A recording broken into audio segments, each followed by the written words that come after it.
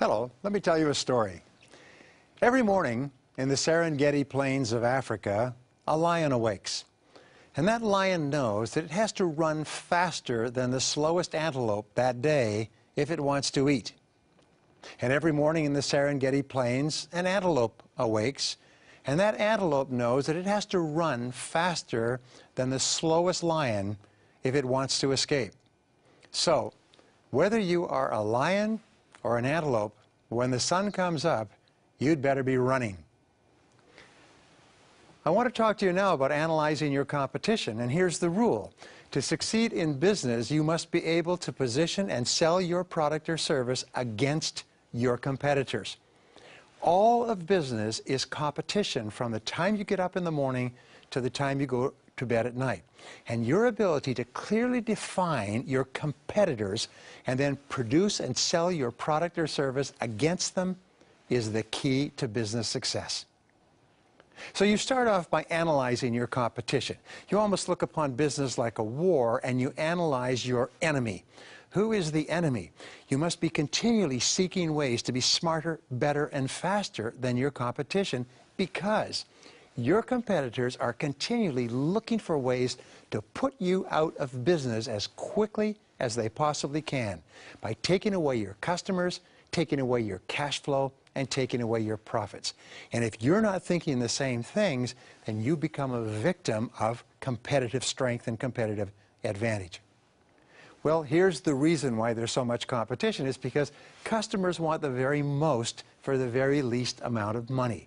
Customers are greedy, they're lazy, they're ambitious, they're selfish, they're disloyal. They want the very, very most product or service for the very least amount of money, and they will buy in an instant from the person who they perceive offers that to them. You must be continually thinking of how you can be the person in the customer's mind who offers them more of what they want at that moment. To succeed, you must develop and maintain a competitive advantage. In other words, you must determine what makes your product or service superior. You must decide upon your area of excellence. What we know is that customers always buy what they perceive to be the very best choice under the existing circumstances. Your job must be to position your product or service and show them that it is superior in some critical way that should cause your customer to buy from you rather than from someone else. Especially, you must be absolutely clear about your unique selling proposition. Now, the unique selling proposition is one of the most important concepts in all of marketing. It is something that only your business does, or only you do, that no one else does, that is of value to your customer. The word unique means only one in the whole world. So what is it that your company has, what is it that your products or services offer that make you unique? I'll give you a simple example. The great proliferation of 7-Eleven stores, convenience stores worldwide, is based on convenience. Only one convenience store can be at that location serving the people in that market area. What makes the convenience store unique is its location. Sometimes it's the product offering. Sometimes it's the people who sell. In real estate, for example, in life insurance, the products are available everywhere. What makes the unique selling proposition is the individual who's actually selling it, because there's only that person in the whole world. This can be a great way of your business developing a unique selling proposition because of your people. Entrepreneurship is an unending struggle and competition with other concerns, other businesses, to win customers. And that is to win customers. That means you have to attract customers. You have to lure customers. You have to become more desirable to customers. The only way you get customers is almost like courting them in every way possible. So to succeed, you have to be determined to be the best in your market. Now, this is an important point, and Peter Drucker points it out. He says, even if you are starting your business on a kitchen table, if your goal is not someday to be the best in your business, you will never succeed, because you will set your standards too low to be able to overcome competition in your market.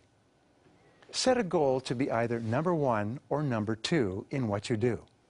Now, can you achieve it in a week, a month, a year? Who knows? It may take you several years. Most companies take 5 to 8 years before they hit their stride from a new startup. But Jack Welch transformed General Electric by saying that we will be either number 1 or number 2 in every one of our businesses, or we will get out of the business. And that should be your job as well. And then the next question you ask is how? What would we have to do to be the best in our business? Continually look for ways to improve your product or service offerings. There is a concept called Kaizen, which comes from Japan, which means continuous betterment. There's another concept which comes from that. It's called Kanai, which means continuous and never-ending improvement. Continuous and never-ending improvement. Every day you should be looking at ways to make your product or service or business better than it was the day before. Now, just like in warfare, your choice of your enemy is going to determine your strategy. In business, your choice of the companies you're going to compete against determines your strategy as well. If you determine you're going to compete against smaller companies, then you have to do certain things in a certain way. If you determine you're going to compete against the industry giants, then you have to offer products and services very differently from if you're going to compete against small companies. So, you've got to define your choice of competitors. Who are you competing against? Now, who is your competitor? Your competitor is anyone who sells a similar product or service to you. In other words, if the customer has a choice, buying from you or buying from someone else, that person is your competitor. Second of all, your competitor is any alternate use of the same money that your product costs. Give you an example. Let's say you're in the restaurant business. You can say that your competitor is every other restaurant. No, maybe your competitor is buying the food or making food at home and not going out at all. I did some work recently with one of the major cruise lines, and I asked them who is their competitor. What other cruise lines do they compete against? What they told me is that they don't compete against cruise lines because the cruise business is growing. They compete against what they call land-based vacations, where people go to resorts or Hawaii or the Bahamas or somewhere else. They compete against all vacations on land as opposed to vacations at sea. That's their competitor. A competitor is an alternate use of the same money that your product costs. Now, another competitor may be the fact that your customer does not even know that your product or service is available. Sometimes we say your major competitor is just ignorance. Is people don't know that your product or service is available and that it can do certain things for your prospective customer. They don't know that it's there. So sometimes your major job is to advertise, to promote, to sell, to get the knowledge of your product out there. I'll give you a great example. There was a gentleman who worked for years and years and years to develop a light bulb that lasted for 50,000 hours. And he tried to sell it over and over again, but it cost 2 or 3 times as much as a normal light bulb. Finally, when he was just about ready to quit, he was invited onto a television show, and on the television show he talked about the light bulb. And a major national company that managed office buildings saw it and realized this would be the perfect light bulb for hard-to-get-at places within their stairwells and fire escapes. They bought 50,000 light bulbs from him and made him a millionaire overnight. He finally got the information out. How could you get information about the special qualities of your products or services to more people who could buy from you? This is a critical question, and ignorance could be your biggest competitor. Well, your customer always has 3 choices in any market. Number 1, your customer can buy from you. Number 2, the customer can buy from your competitor. And number 3, your customer can decide not to buy from either of you and do something else with the money. This is what you're focused on all the time, is to get them not to buy from your competitor and not to spend the money somewhere else, but to buy it from you. And to do that, you have to convince them that you are the very best choice. So start off and make a list of all the competitors that can take business or sales away from you. Sometimes we encourage people to make up what is called a competitive grid, where they list all of their competitors on down one side and all the features and benefits that competitors offer down the other, and then they put in X's to determine what it is that their competitors offer that they don't, and what is it that they offer that their competitors don't. Now you have to ask these questions. Why do your customers buy from your competitors? One of the things I would do when I started off in selling, if I found that my prospects were buying from my competitors, I would ask them, why specifically did you decide to buy from them? Sometimes I'll tell my sales professionals is call up a person who bought from your competitor and say, tell me, what was the final element that caused you to buy from my competitor? And they'll tell you. And sometimes if you can find out what it is, you can find out a way to counteract that perceived strength. Next question is, what benefits or advantages does your customer perceive that he or she gets in buying from your competitor rather than buying from you? In other words, what do they feel they're getting? Remember, customers are predominantly emotional. They buy a feeling or an emotion. And when you ask them, why do you feel our competitor is better than we are, they'll almost instantly tell you. And once you know that, you know what you have to beat. You know where you have to develop superiority. Another question is, in what ways is your competitor superior to you? And here's an important point. Never ever dismiss or criticize or say anything bad about your competitors. Why? Instead, you should admire your competitors, because if you admire them and look at what they are doing that is superior to you, the way they sell it, the way they deliver it, the way they service it, what that will do is it will give you rare insights into what you have to do to be superior to them in the future. So never criticize your competitors, never dismiss your competitors. Always look at what they're doing well and see how you can either emulate it or copy it or even beat it or go one step beyond them in the future. Ask yourself, what are the major strengths of your competition? Sometimes the major strength is that they've just been around longer than you have. Sometimes they have a great service reputation. I'll give you an example. One day we sat down to buy new computers for our entire business. And we finally made the choice. It cost us $150,000. And we made the choice to go with one company rather than another, because the major strength of that company was after-sales service. The first company had the same quality of products, but since computers always end up having problems, we had to go with a company that would service them quickly if there was a problem. So what are the major strengths of your competitors, and how could you compensate for those strengths?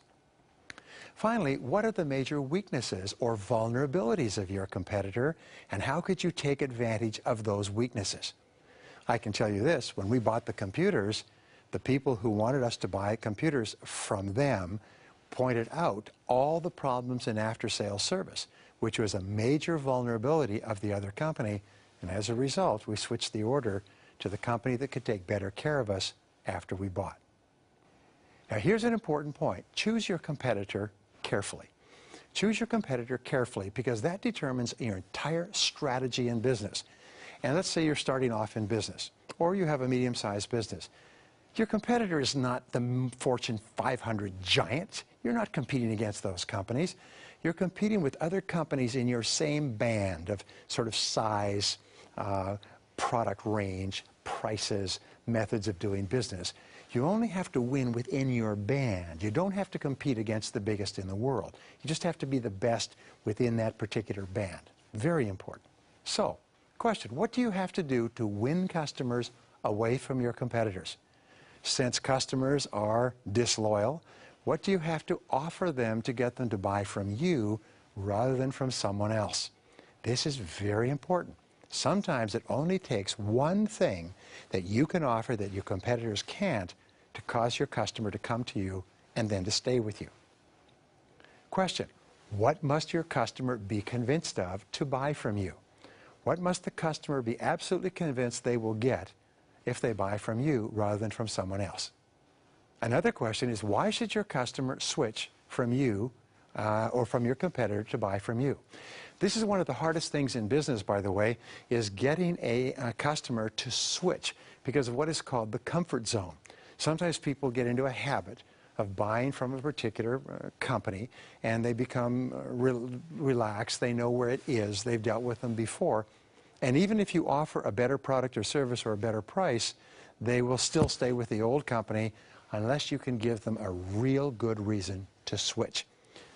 Many companies, by the way, will offer to buy out the previous contract, pay off all the rent if you switch to a new building, take your car or piece of equipment as a trade-in. They'll make it very easy for the customer to switch to them. Now, what value does your customer seek that you offer better than your competitors?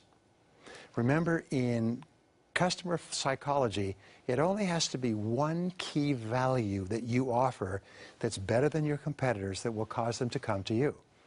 Many times, by the way, your customers don't know that you offer this key value. So you have to find out, and a very good question is, what would have to happen for you to buy from someone else? What would you have to get from someone else, including ourselves, that you're not getting from your current supplier that would cause you to switch? And sometimes they'll say, well, if you could do this or you could do that, and they will tell you what you need to convince them of. And if you can get the sale. And finally, where is your competitor most vulnerable? Remember, great wars, great battles are not necessarily won by attacking the enemy's strengths, but by attacking the enemy's vulnerabilities. Where is your competitor most vulnerable, and how could you take advantage of that? To develop competitive advantage, your product or service must be better in at least 3 ways. People say, well, I have to have one thing. No, you have to have 3 ways in order to get into the market. And here are some of the ways that your product or service could be superior. Number 1, your product or service could sell at a lower cost with the same level of quality. Or 2, your product could be of higher quality at the same level of price. Or 3, your product could offer additional features and benefits that are very important to the customer that your competitors don't have. Or 4, your product could be easier to buy and to use. Customers are very big into convenience. Many companies have transformed their industries by just making it very easy to buy from them and making the product or service very easy to use. Apple Computer is a perfect example. It has always been easier and more fun to use than any other computer. And that's why they've managed to sell more than $1 billion worth of Apple computers. Now, another way that you could be better is your product must be easier to deliver, and you must be easier to service your product. You must be able to do it faster. So, for example, Federal Express delivers very quickly. UPS develops very quickly. Some companies have same-day service. Some companies, when you have a need, will be there within 2 hours. That will cause people to buy from them rather than someone who gets there later on. Your product might have better guarantees and warranties. Sometimes a company that offers a sweeping guarantee will take enormous business away from companies that don't. Do you remember in the car wars when Audi came out and offered bumper-to-bumper service, guarantee, warranty for 5 years and just literally swept the market? When companies were coming out and offering 8-year warranties when before their warranties were 2 months? And you can offer superior service after the sale. In fact, one of the very best competitive advantages today is to be able to serve your customers in a superior way. So the word goes out that when you buy from these people, they take wonderful care of you afterwards. Now, you have to be absolutely clear about the competitive advantages that you will have to develop to succeed. You see, it's hard to get a customer to switch from someone else to buying from you. And you have to determine how much it will cost for you to develop a product and enter a new market. You have to determine how much it's going to cost for you to develop competitive advantage. And the rule is it takes 2 to 4 years for you to bring a new product or service into an existing market, because it's so hard to get people to switch over time.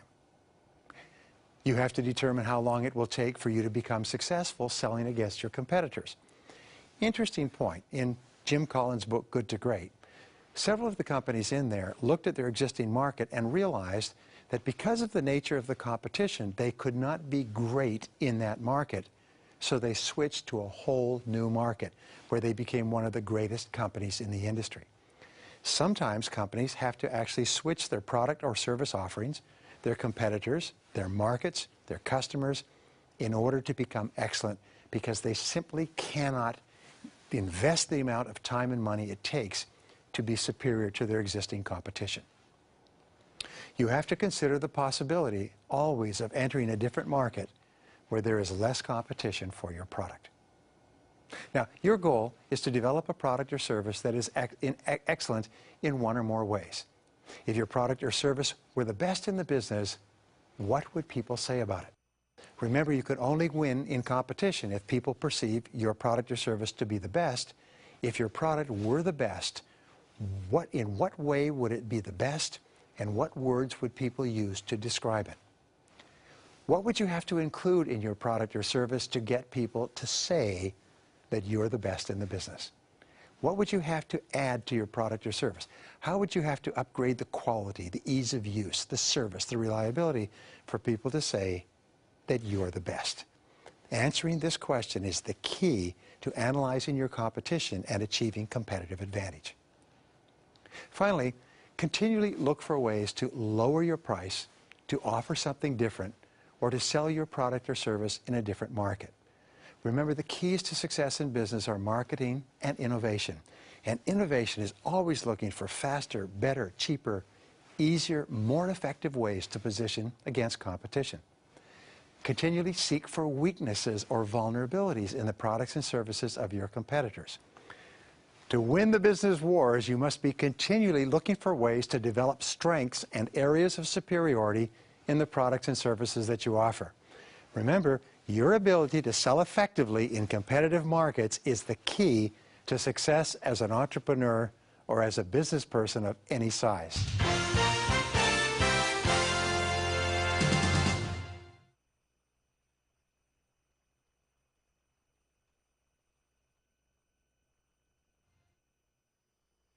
Sometimes when I speak to my business audiences, I ask the question, what is the purpose of a business?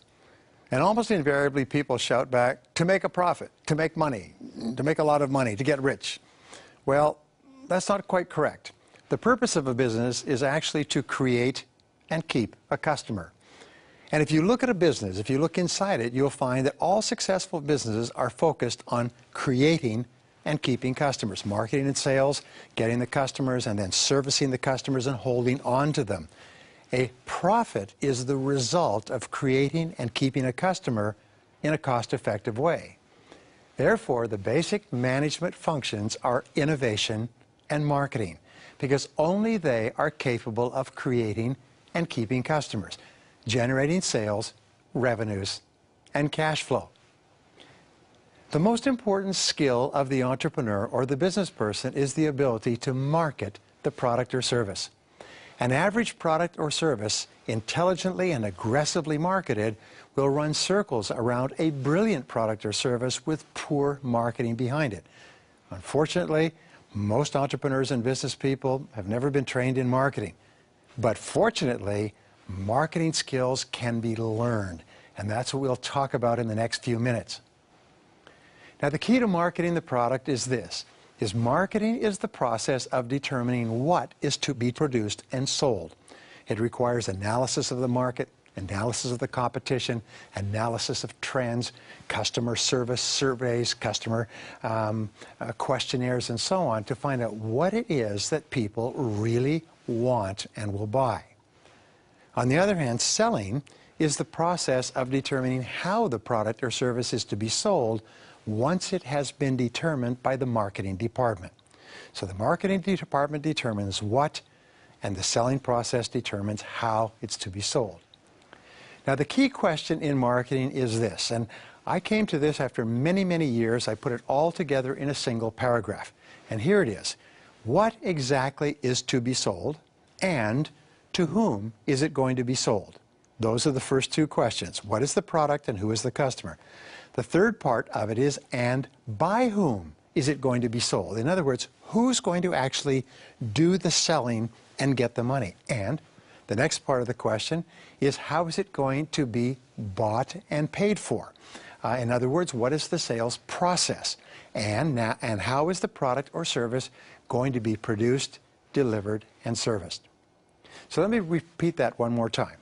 This is the key question, and it's this, is what exactly is to be sold, and to whom is it going to be sold, and by whom is it going to be sold, and how is it going to be sold and paid for, and how is the product or service going to be produced, delivered, and serviced? You have to ask these questions over and over again, because our discovery is this: inaccurate answers to any one of these questions can lead to business failure. For example, you could have the question wrong, who is going to sell it?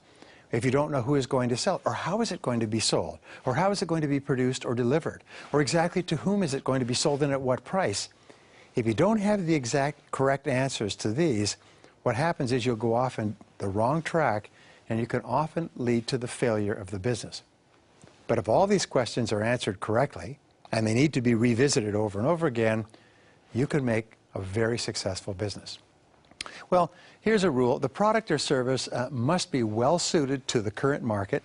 It must be priced appropriately and aggressively marketed and sold. Let me repeat that. The product or service must be well suited to the current market. How can you tell? Because people want it and are buying it. It must be priced appropriately relative to competition and relative to what you've got contained in the product or service, and it must be aggressively marketed and sold. You have to always be thinking of ways to get more of your product or service to your customers in a competitive market. First rule of marketing is that the customer is always right. The second rule, by the way, is when in doubt, refer back to the first rule. In our marketplace, the customer is everything. The customer is the central focus of all marketing efforts, all business efforts. You can always tell a good company because they are obsessed with customer service. They think about their customers, talk about their customers, discuss their customers. They think about their customers all the time. Well, unsuccessful products that are not selling must be either improved or removed from the market. Now remember this, 80% of all the products and services that will be in use 5 years from now have not been invented. 80% of the products in common use today will no longer be in the market 5 years from now. Companies spend fortunes to bring products and services to the market, but what happens is about 80% of them fail every year. So if a product is not working, you either have to improve it, revise it, reorganize it, or remove it from the market and sell something else. Remember, it is not what a company produces, but what customers want that determines marketing demand. It's not from the inside. As Peter Drucker says, there are no profits inside a business. All profits come from creating and keeping customers and satisfying those customers so that they buy more and talk to their friends about what you sell. Now, a new product or service must be better in at least 3 ways to break into the market. First of all, the product must be clearly superior in some way. The product has to be better than any other product out there in some way. For example, the product can be cheaper, the same level of quality at a lower price. This is one of the reasons why products from Asia are becoming so popular. They're as high a quality as anything else that has been offered, especially from Europe or other manufacturers, but they're much cheaper because of their cost of production and labor. Or the product can be easier to use. Making a product so it's much easier to use, much more convenient, can make it more valuable and help you break into the market. The product can be more convenient to buy. By making the product easier to acquire, you can make your product attractive enough to break into the market. For example, making your product available like Amazon, perfect example. If you want to buy a book, you can go to Amazon. It's delivered to your house in 3 days. You never have to leave your home. You can see a mention of a book or hear about a book. You can buy it with 2 clicks, which is a critical thing. Click onto Amazon and 1-click buying. So they made it so easy to buy millions of products that they've been able to create a billion-dollar business. Another way is the product can be more attractive. It could just be more beautiful to use. Luggage, cosmetics, fashion, cars, home, furniture. Just if it's more beautiful to use, that can help you to break into the market. The product can offer additional features or benefits. For instance, a very simple camera can be upgraded and improved. So now you can get a digital camera that can shoot movies, that can take photographs, that can send them and put them onto the internet. You can get cell phones that can do remarkable things. With these additional features and benefits, they sell tens of billions of dollars worth each year in a market that did not even exist a few years ago. Another example is the product can be of a higher quality at the same price. Many manufacturers are finding ways to build quality into their products, keeping the price the same but selling vastly more of the product because people will pay more or buy more often a product or service that is higher quality. The product can satisfy the customer's deepest needs better. It can satisfy their emotional needs. So you have to look at all the different ways, and you must find at least 3 ways that your product or service is superior if you want to break into a competitive market. Now, there are 4 keys to strategic marketing. These have not changed in all of history, and you need to keep coming back to them over and over again. The first is specialization. In specialization, the company specializes in providing a clear benefit to a particular customer. Only huge companies can offer a lot of different products and services. But companies, small and medium-sized companies, have to specialize. They have to specialize so that when people think about your company, they think about your area of specialization. I'll give you an example. There are some restaurant chains that specialize in steak. When you think of their name, you think of steak. Some specialize in seafood. When you think of the name of that restaurant, you think about seafood. It doesn't mean that they don't offer other dishes, but they specialize in a particular highly popular dish. Now, there's several ways you can specialize. You can specialize in a particular market. For example, you can specialize in the California market. You can specialize in the homeowners market. You can specialize in the doctor's market. I had a very good client once that specialized in law offices. All they did was sell to law offices, and they eventually built the largest company in the country, a billion-dollar business, selling products and services just to law offices. Right? A second way that you can specialize is you can specialize providing a particular benefit. Many insurance companies do this. HMOs do this. It can be a medical service of some kind, but it's a specific benefit that you specialize in, and then that's all that you do. And you don't digress from your area of specialization. Sometimes your company can specialize in providing a particular service. For example, there are companies that do carpet cleaning, window cleaning, drape cleaning. They specialize just in that service, and they concentrate on getting better and better in a specific area. Some companies specialize in cleaning and detailing cars. Other companies specialize in interior renovations. But they don't try to be all things to all people. They specialize in a particular service. Another area that you can specialize in is in a particular technology. Microsoft, for example, specializes in personal computer technology. Intel specializes in chips, in technology. So you can specialize in a particular technology, and that determines your whole business. Sometimes the company can specialize in servicing a specific type of customer. Some people service teenagers and focus on teenagers. Some focus on senior citizens. Some focus on doctors. Some focus on lawyers. So you can take a specific type of customer and specialize in that customer. And finally, you can specialize in a particular location or area. Many companies will decide to specialize just in a small community. They will focus just on becoming the very best known for their specialty in that particular location or area. What are your areas of specialization? How would your customers and colleagues describe you in terms of what area do you specialize in your business? Now, the second part of marketing, which is my favorite part, is differentiation. There's a book by Reese and Trout called Differentiate or Die.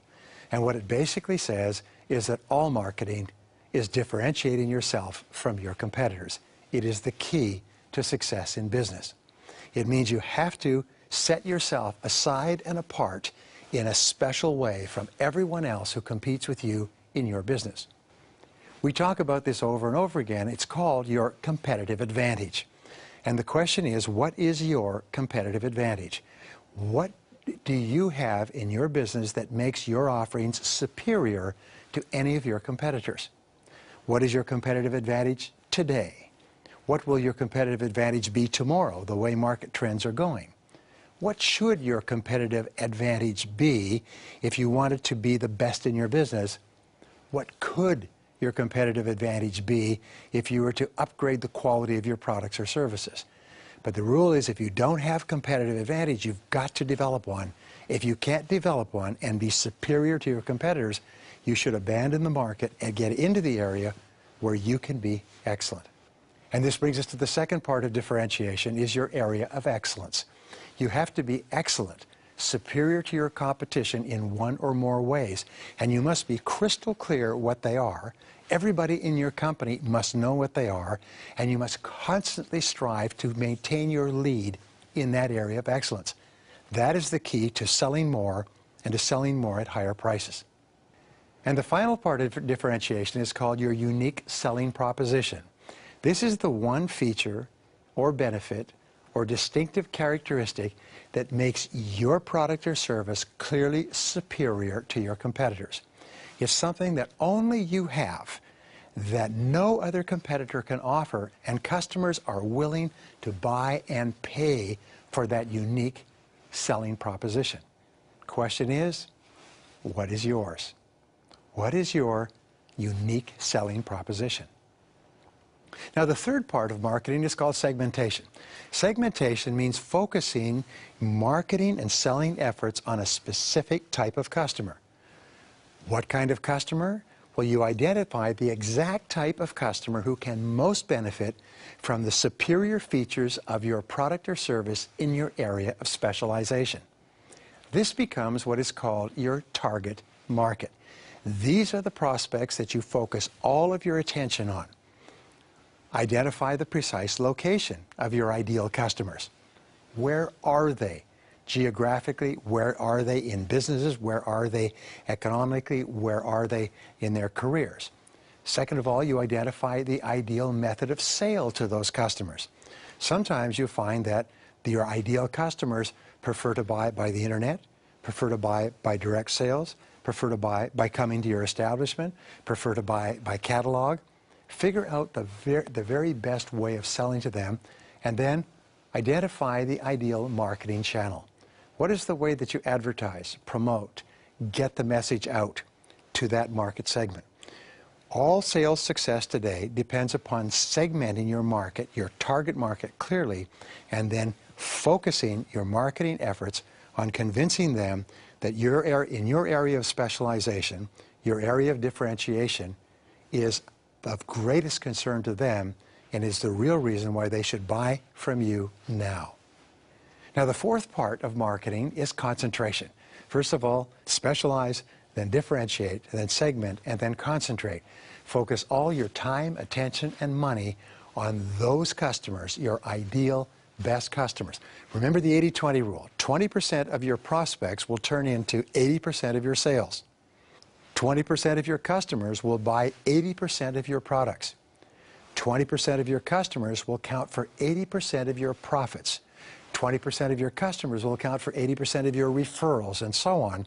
Your job is to keep thinking who are or who could be your top 20% of prospects and customers. Once you've determined who they are, concentrate your best people and resources on selling your most profitable products and services to your best customers. One of the key questions in marketing today is, who are my most profitable customers? And how could you organize and reorganize your activities so you're selling more and more of your best products and services to your best and most profitable customers? All advertising and promotion must be focused and concentrated on the customers that can make the greatest contribution to your business. You know, they say there's two types of customers. They're the ones that know you, like you, have bought from you in the past, and will buy from you again if you ask them. And then there are those who have never heard of you before. And what is it that most companies do? Is they advertise and promote to customers who have never heard of them before, rather than concentrating on their very best potential customers of today and tomorrow. Now, the ability of the entrepreneur, your ability to continually innovate and create better, faster, cheaper ways to service your customers is essential. Remember, continuous and never-ending improvement. Always looking for better ways. So, continually seek out or develop new products and services for your highest profit customers. Listen to their questions, especially listen to your customers' complaints. Do you guys offer this? Why don't you offer that? I wish somebody offered this. Very often, the very best ideas for new products and services will come from listening to your best customers. Continually seek to improve your existing products and services. Never become complacent. Always be looking for ways to make them better. Like cars try to make every model year superior to the previous model year. Every year, your products or services should be superior to what you offered last year. And finally, continually seek out better ways to market, sell, promote, and distribute. Never become complacent with your ways of doing it. Now, you need to continually identify customers who are not yet being served by you. Here's one of the greatest discoveries in marketing. Your non-customer is your biggest potential market. No matter how many people are using a product or service, the number of people who are not using it are usually greater than all of those put together. So, keep thinking, who are my non-customers and why aren't they buying from you? Ask yourself, what additional customers exist for your products and services today? Where are there additional customers who could really benefit from what you sell who are not currently using it? Ask, what additional products and services could you develop for your existing customers? Remember, innovation and entrepreneurship, finding new products and services, it must be a continual and ongoing part of your business. And finally, could you improve your existing products and services in some way? How could you make them better so that they will be more attractive to more of your current customers and more of your prospective customers? To wrap up, marketing is the process of continually seeking out new and better ways to create and keep customers. Profitability in your business is the result of finding and serving customers with more and more of what they want. Your ability to do this is the key to your success.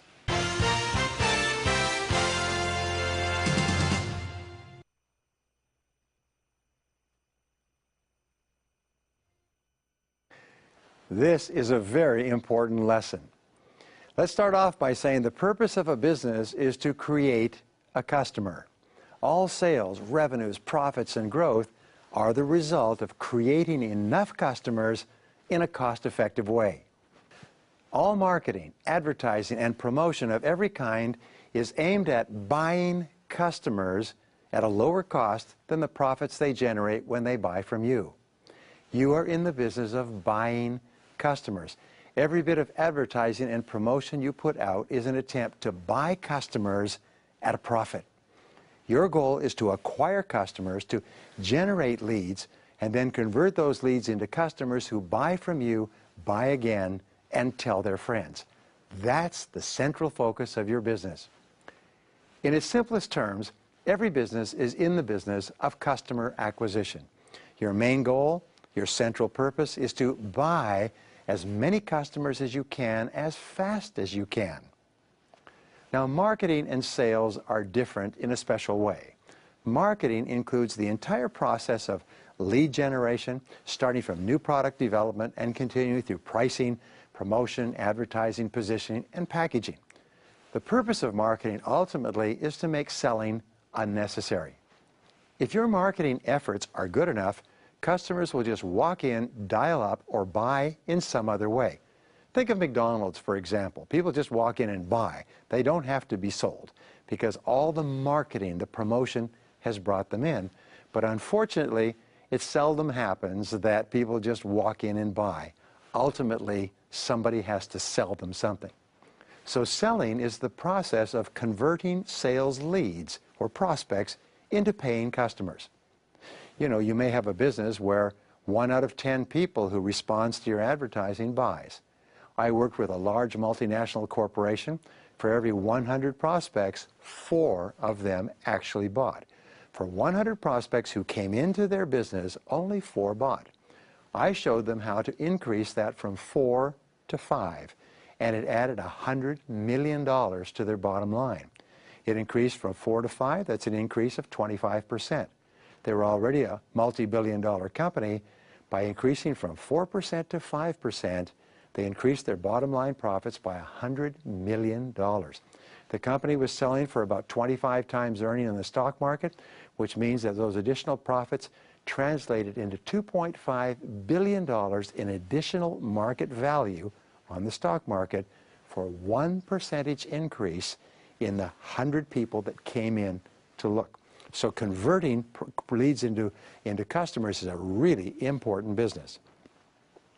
Your job is to convert leads from the very first customer contact through to the satisfactory delivery of the product or service. This is why selling skills are essential to successful businesses. And it's absolutely amazing how many people start a business and they say, well, I'll just hire some salespeople. I'll just get some salespeople. I'll just hire somebody, or I'll have her or him sell. No, no. The heartbeat of a business is the ability to sell once you've attracted the leads. And we'll talk about how to attract leads in a minute, but we have companies, one of my companies, we have an 80% conversion rate. It is 80% of people who walk in buy. I work with other businesses where the conversion rate is 90%, in some places, not my business, where the conversion rate is 10%. Sometimes the conversion rate is even lower. The conversion rate is really important. So you have to focus intensely on lead generation, on attracting prospects who can and will buy within a reasonable period of time, and ideally, you want customers who will buy immediately. There are many ways to generate sales leads, to get people to pay attention and approach you for the first time. First of all, you can place ads in newspapers, magazines, or other publications. This is one of the most common ways of advertising. But when you do, here are the key things to remember. Your ad must be simple, clear, and easy to understand. One of the things I've learned over my business career is the value of imagining a 10-year-old child. And you must write your ad, or design your ad, so that a 10-year-old child can look at your ad and is so clear about what it is that you're selling and why they should respond that they can tell and convince a second 10-year-old child to respond to your advertising. Your advertising should never be, well, it's supposed to mean, or what we're trying to say, or what we're trying to get across. No, it must be so clear a child can understand it. Please, it's very important. So, the second part of your ad, your headline, should offer the most important benefit that your customer wants to enjoy already by buying your products. 25% to 35% of every written ad should be the headline. And the headline should appeal to an existing need, pain, want, desire, hurt that the customer already has. For example, sometimes when you're driving through the countryside, you'll see a huge billboard and it'll have a big sign that'll say, hungry, question mark. You know, Martha's Restaurant 2 miles ahead. Because what they're doing is they're trying to appeal to a major need that already exists. One of the most successful print ads in the world is by Preparation H. It's an ad that has a huge word that says, hemorrhoids, question mark. And then it says, if you have scratching and itching or pain and itching, get Preparation H, it'll take it away instantly.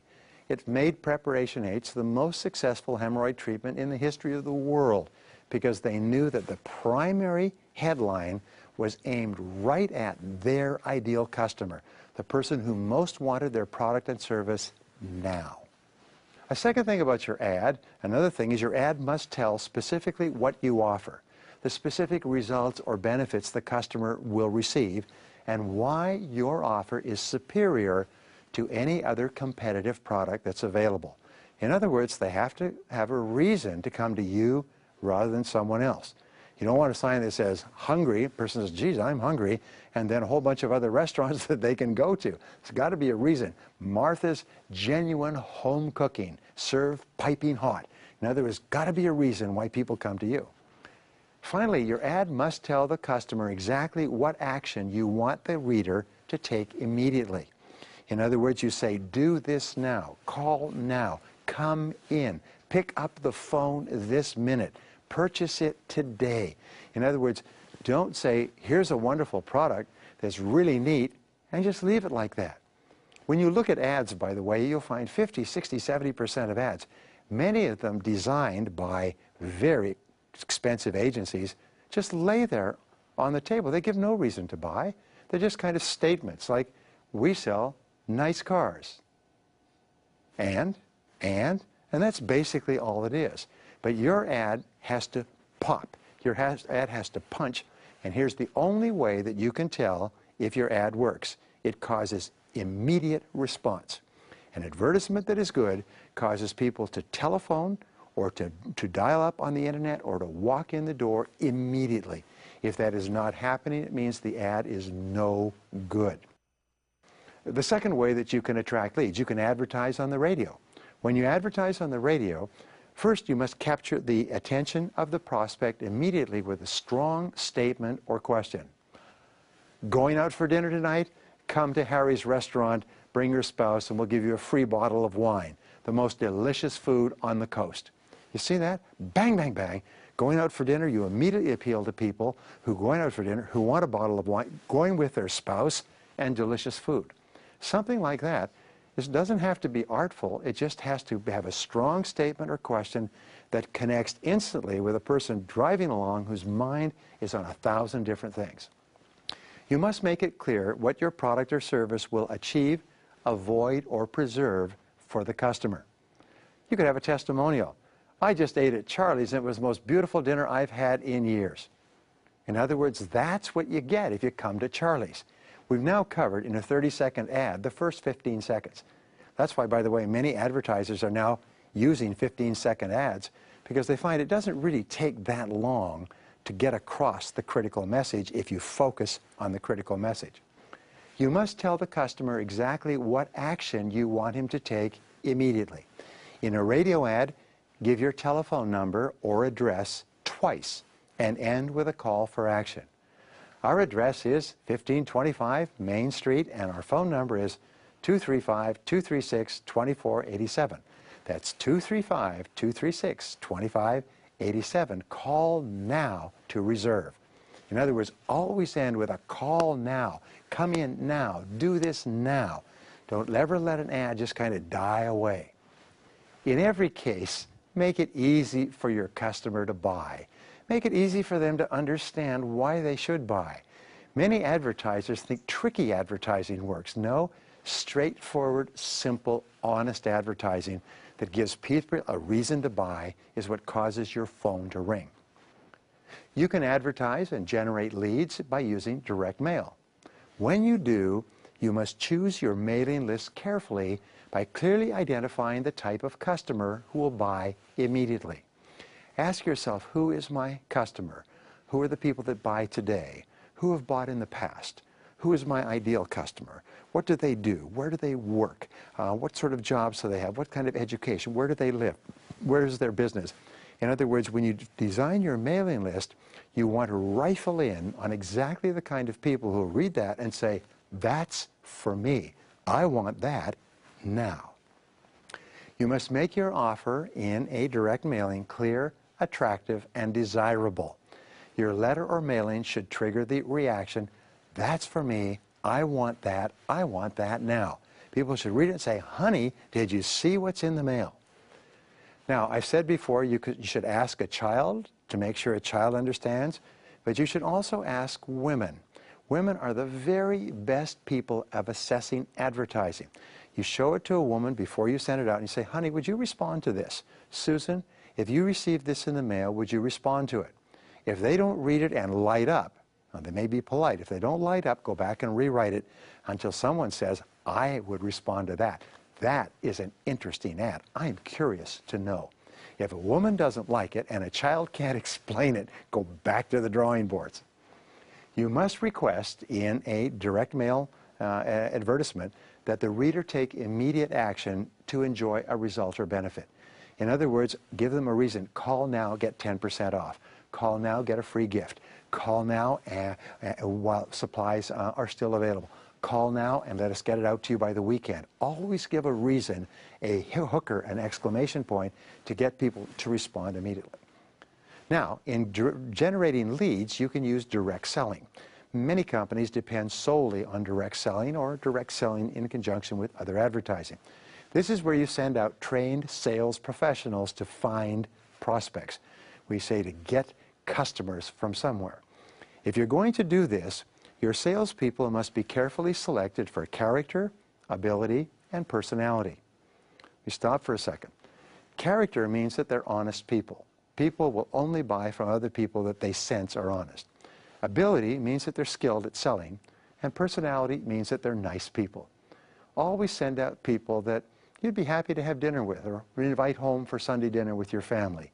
Remember, the number one word to describe the best salespeople in every industry is he or she is a nice person. Now, your salespeople, if you're going to use salespeople, must be thoroughly trained in every step of your sales process. More than 70% of companies do no sales training at all. They do a little product training, and they think, well, that's the same, isn't it? No, it's not. Sales training is where people know how exactly what to say to get an appointment. They know exactly what to say to ask questions. They know exactly how to develop a customer and to learn what the customer needs. They're thoroughly trained in the face-to-face interaction process, not the product. An average company with an average product can sell $1 jillion worth if it has great salespeople. A super company with a super product can go broke if it doesn't have well-trained salespeople. Your salespeople must have clear sales goals for each week and each month. You sit down, agree, and give them a target. Remember, even the most motivated person can't hit a target that they can't see. Your salespeople must have clear activity goals. So in other words, you say, all right, this is your sales goal. You want to make this many sales. But in order to do that, if you're closing one person out of 5, then you'll have to speak to 5 people in order to get 1 sale. We expect you to get 1 sale per day, so that you must see 5 people per day in order to get 1 sale.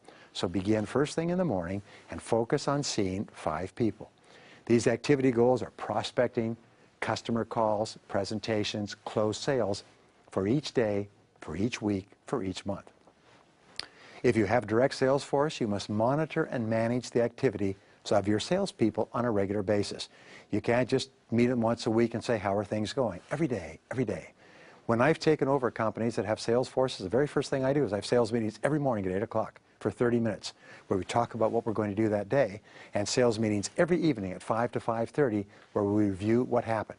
Morning and night, morning and night, morning and night. And wham, do people ever get wired. You can use the internet to contact selected names, but you cannot legally send out spam emails anymore. So the best way to market via the internet is by creating what are called strategic alliances with companies that have large databases of names. Sometimes you can go to them and say, look, you have names of people that typically buy our product. Let's do a deal, and we will give you a percentage, a commission, a royalty, a profit share of everybody from your database who buys from us. We do this, by the way, on an average of once a week.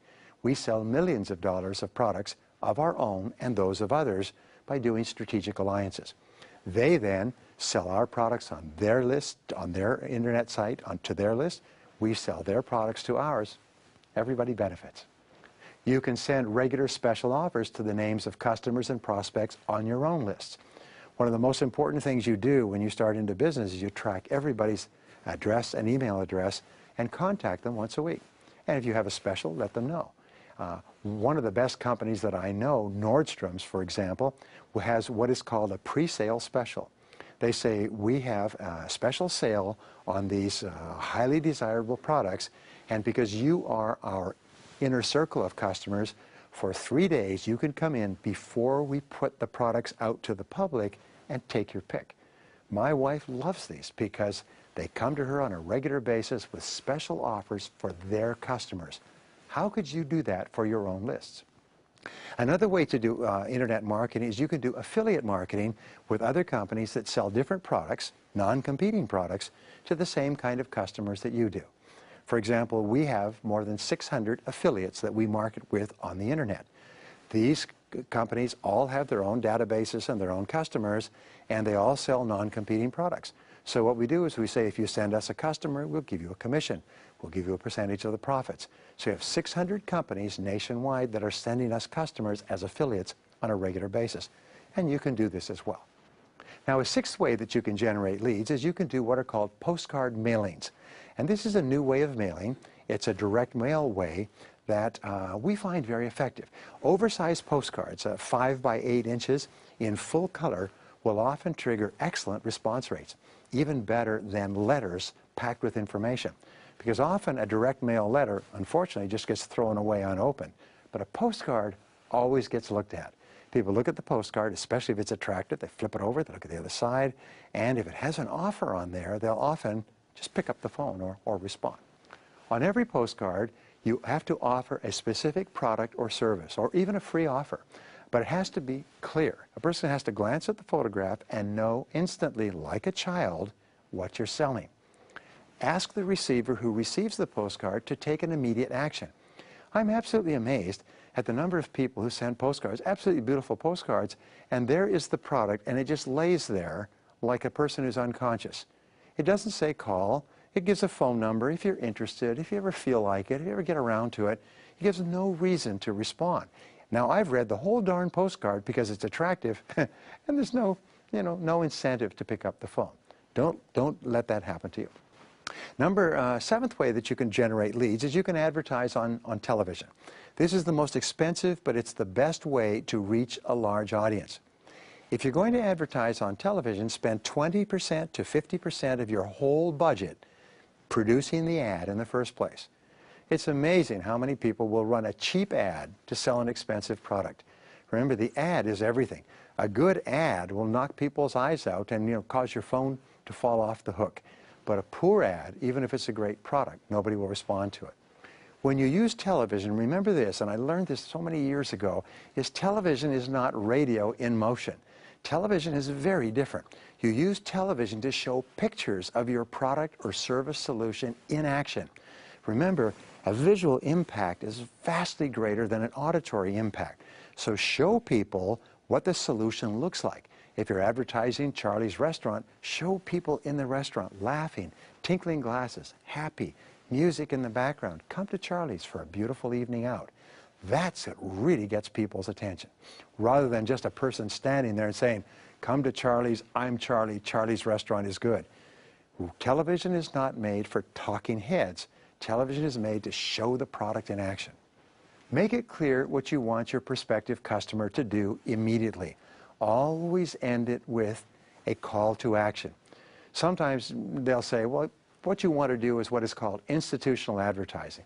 Let people know that you're out there. Let people know that you offer this product or service, and they'll find their way to your door. No, people need to be told. Remember, people are busy.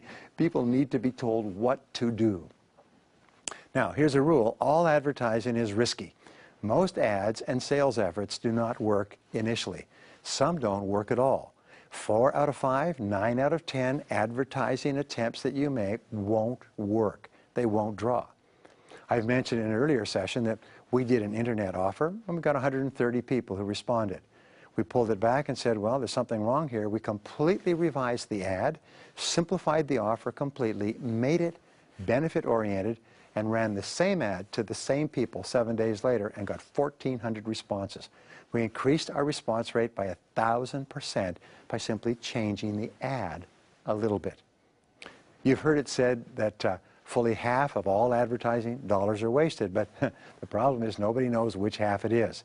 Sometimes it's 80 or 90% of advertising dollars. So here's your rules with regard to getting customers. Advertising is an investment with an expected rate of return or profit as a result.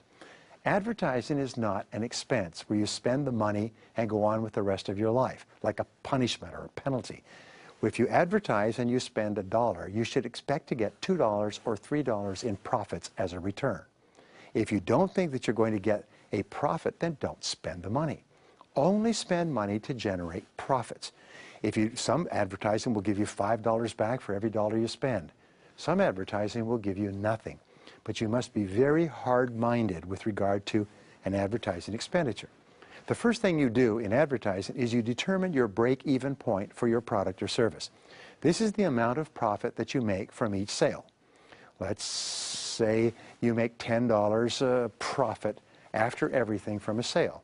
Well, you then divide this number into the cost of the advertising to determine how many sales you will have to make to earn a profit with this advertising. For example, let's say you make $10 profit per sale, and the advertisement you're looking at costs $1,000. Your break-even point would then be 100 units. You would divide $10 into 1,000 units. You'd have to sell 100 for this ad to pay off. You would only advertise in this form if you were confident that you could sell more than 100 units as a result of this advertising. Best is 200 units, so you make 100% profit on your advertising. 300, 400, 500 would be better. But if there's any doubt, you think, geez, there's no way we can sell 100 cars with this ad, or 100 whatever it is you sell, then don't advertise at all. If you are going to run an ad, only run it once. If it doesn't pay for itself, stop it immediately. The dumbest thing that we can do is run an ad that's not working. Do everything possible to reduce your risk in advertising and lead generation. Determine your break-even point in advance. How many sales will you have to get to justify the advertising? Test the advertising method on a small scale to find out if it works. If you're going to do direct mail, before you do 5,000 pieces, send out 100 pieces and see what happens. With newspapers or magazines, run one small ad and test the responses. Some years ago, by the way, we had an ad and we placed it in 6 magazines. We found and we tracked not only the number of responses, but the number of sales that we got from those responses. We found that one magazine outdrew all the others put together. So we canceled all our advertising in all the other publications and advertised in one. Our response rate was 500% for ads in this publication relative to the others. We dramatically lowered our cost of advertising without increasing or decreasing our response rate in our sales. With radio or television, you run the ad once or twice and measure the number of customers who call or visit. Remember, this is called direct response advertising. A person should see the ad and respond immediately. When advertisers sell you advertising, they'll say, oh, people will remember you and buy later.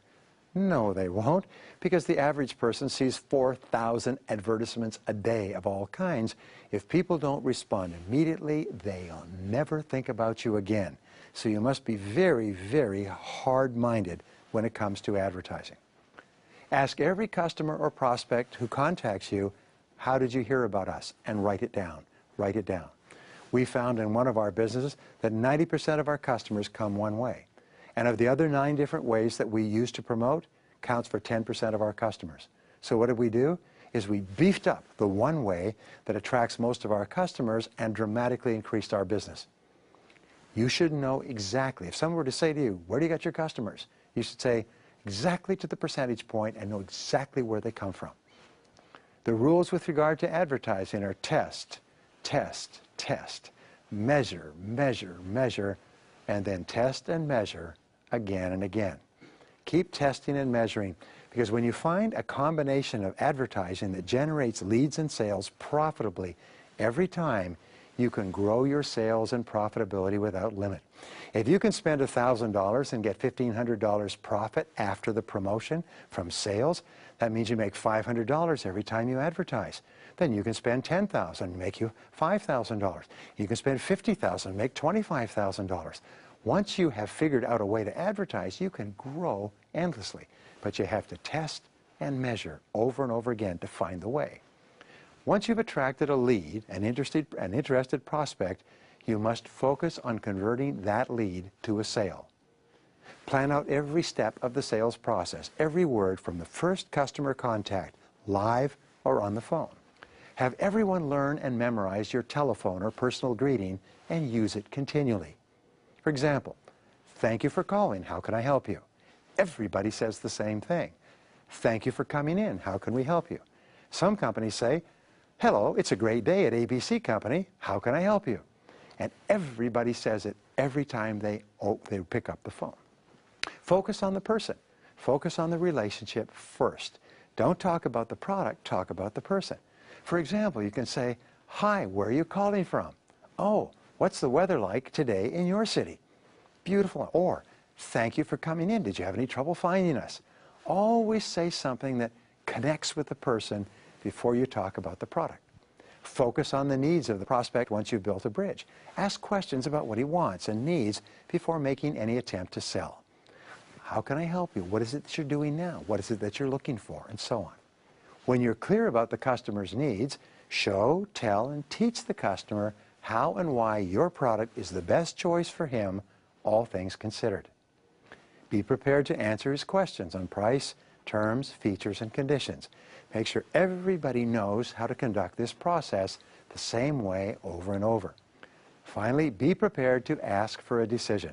Be prepared to close the sale at the end of the conversation.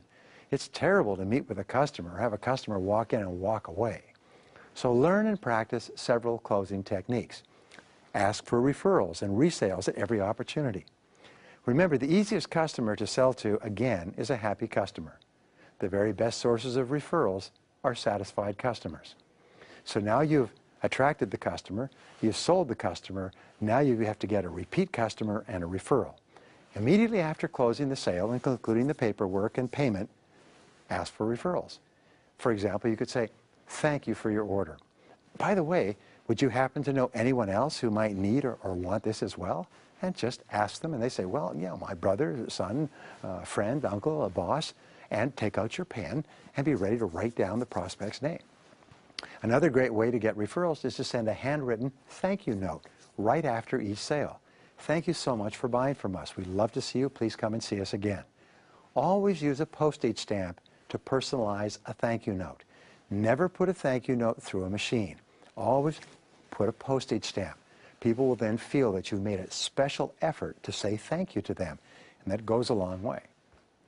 Make a follow-up phone call to thank the new customer.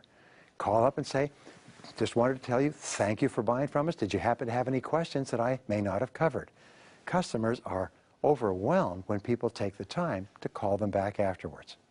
To develop referrals, respond quickly to every customer question or problem. Speed is considered one of the most wonderful things that a company can do for a person. Remember, to get referrals, superb customer service is essential. If you want to get resales and referrals, the better you treat your customers, the more they'll buy from you. So make the customer experience, excellent customer service, your competitive advantage. Resolve from now on that you're going to get the reputation for giving the best customer service in your business. Resolve to take better care of your customers than anyone else. Now, there are specific things you can do to increase your sales and profitability. Here they are. Number one, you can increase the number of leads you get by continually testing different ways to advertise and promote. Number two, you can increase the percentage of leads that you convert into sales by using good sales skills and techniques. Number three, you can increase the size of each sale by upselling and cross-selling or bundling additional products and services with the basic sale so that each sale is larger and, of course, more profitable. Number four, you can take such good care of your customers that he or she buys more often, comes back to you more frequently rather than going somewhere else. Number five is you can give such excellent customer service that your customers send you a steady stream of new customers.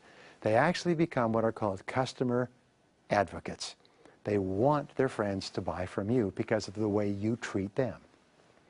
Remember, the customer is the most important person in any business. Your job is to attract and keep and create as many customers as possible. You should spend 50 to 80% of your time generating new business until you have more sales than you can handle. Never forget, you're in the business of customer acquisition at a lower price than the profit each customer contributes. The more skillful you become at buying profitable customers, the more successful and profitable your business will be. The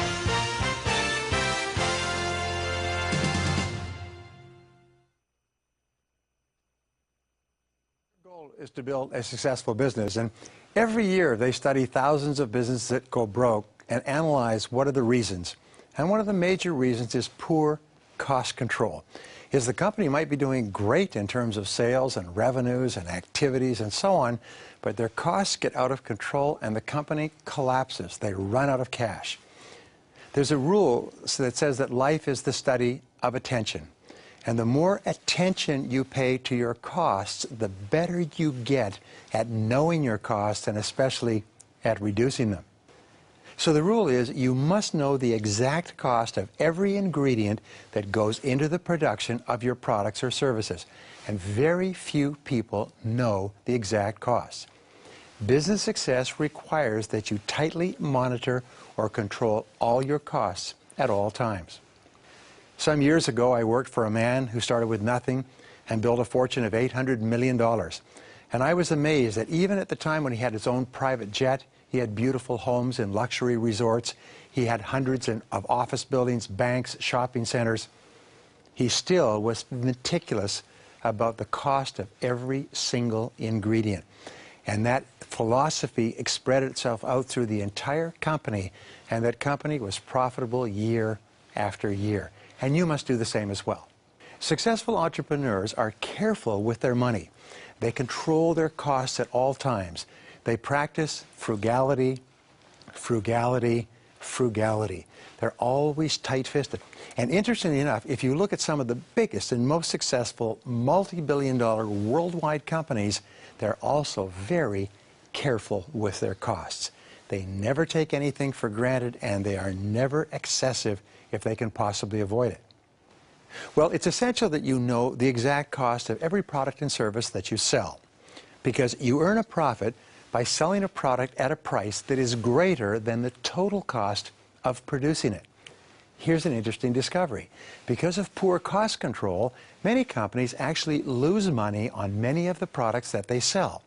They're selling a lot of them, but because of cost of promotion, commissions, returns, breakage, shrinkage, and all those other things, they're actually losing money. So they spend more of their resources selling more of the products, and they keep losing more and more money. Ongoing cost analysis is a key responsibility. Well, in the university, they teach you what is called microeconomic theory. And I took these courses some years ago, and microeconomic theory explains the relationships between cost and price. And I want to just give you 3 laws that you can think about. Number 1 is called the law of increasing returns. What this says is that the more that you produce, the lower the cost will be per item that you produce. Now, here's an important thing. When you start to produce a new product or service, or you start a new business, everything is very expensive at the beginning because you're going through a learning process. You make every mistake, you make every cost overrun. It costs a lot, but as you get better and better and you smooth out the system, you will find that you can produce the same quality and quantity of products and services at a much lower cost. And especially, by the way, you see this in manufacturing. But it takes a lot of money to set up the factory, to set up the equipment, to train the people. The first few products cost a lot. But the better and better they get at it, the more smoothly they produce it, the lower the price becomes. And this is often the key to dominating the market, is to be able to become so efficient that your costs are so low and you pass on those lower costs to your customers and, of course, outsell your competition. That's the law of increasing returns. The law of decreasing returns is the flip side. With some products, you'll actually earn less profit with each item. In other words, because it costs you so much to upgrade your facilities to produce more products, you'll actually lower your profit level by trying to sell too many. A perfect example of that, by the way, is Harley-Davidson Company. Harley-Davidson Company is always selling at the outside limit of their production, and they're encouraged, why don't you build new factories? Because if you built new factories and there was a cutback or a slowdown in sales, we would suddenly have the law of decreasing returns. We'd have all these factories and people on staff, and we'd be selling fewer.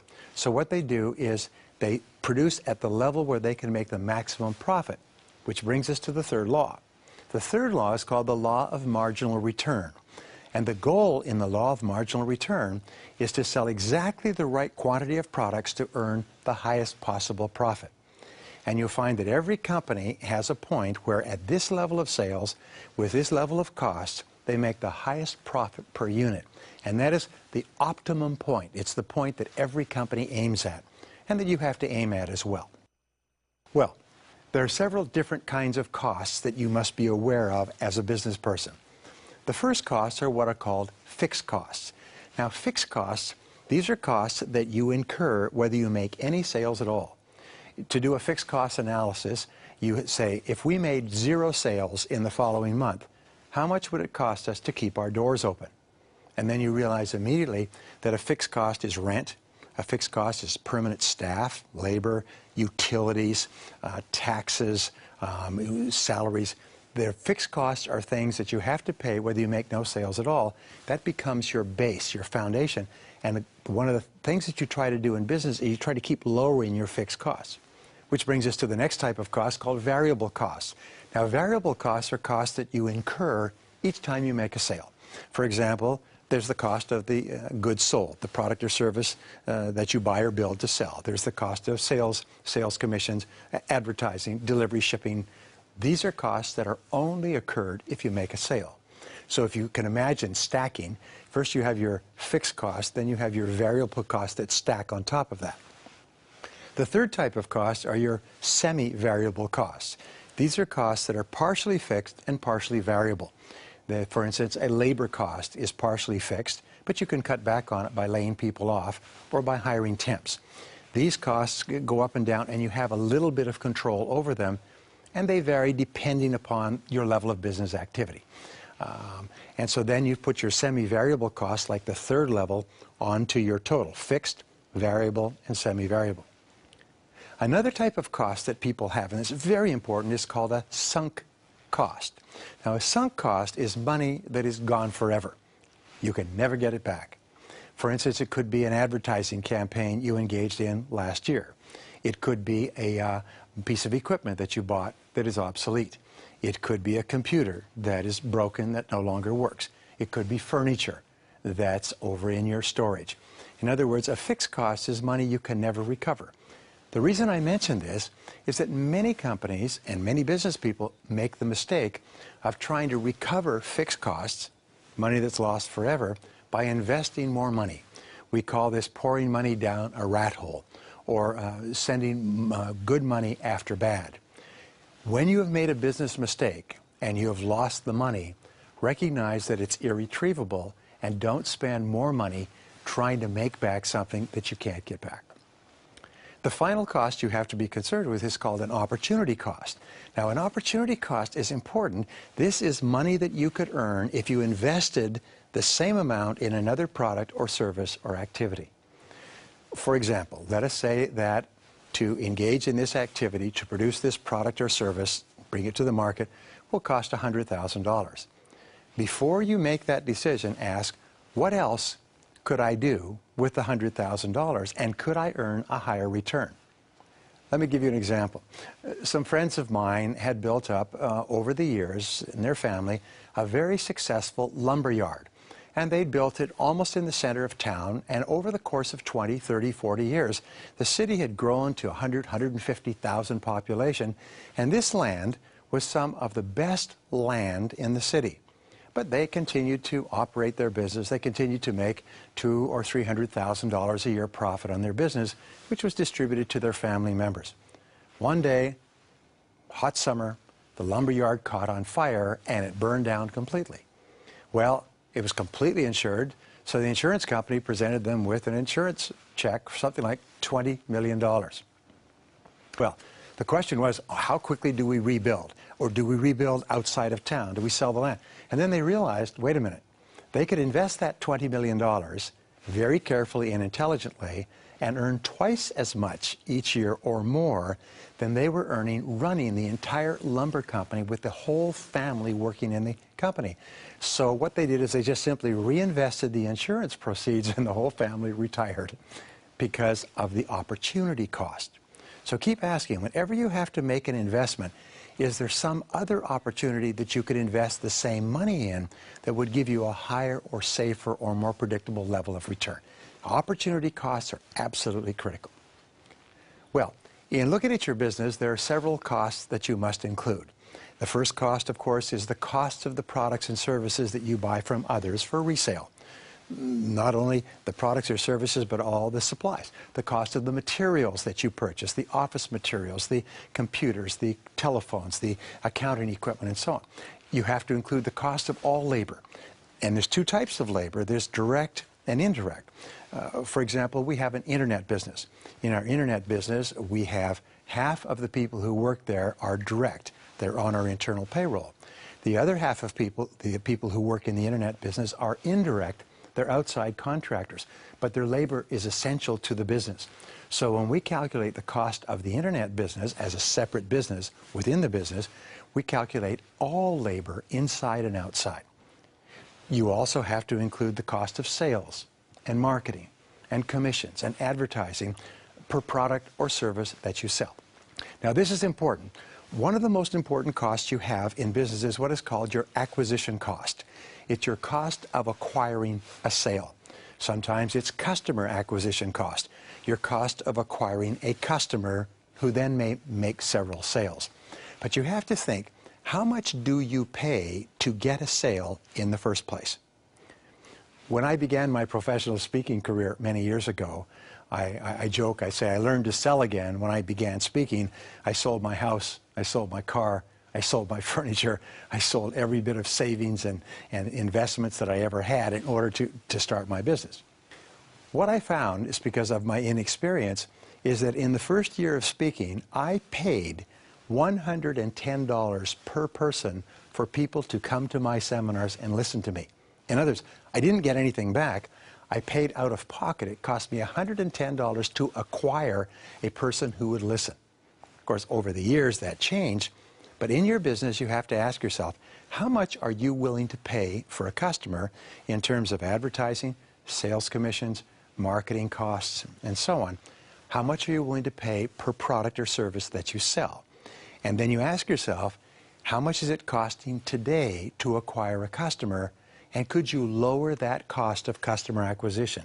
Could you lower that cost of acquisition of each sale? It's a critical cost you have to calculate.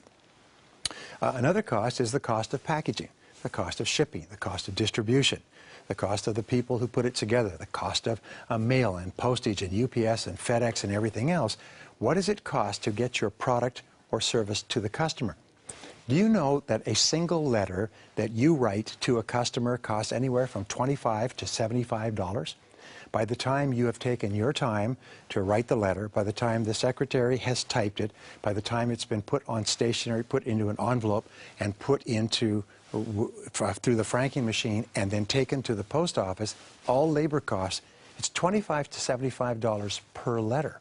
It's absolutely phenomenal when you start to look and break down each little cost.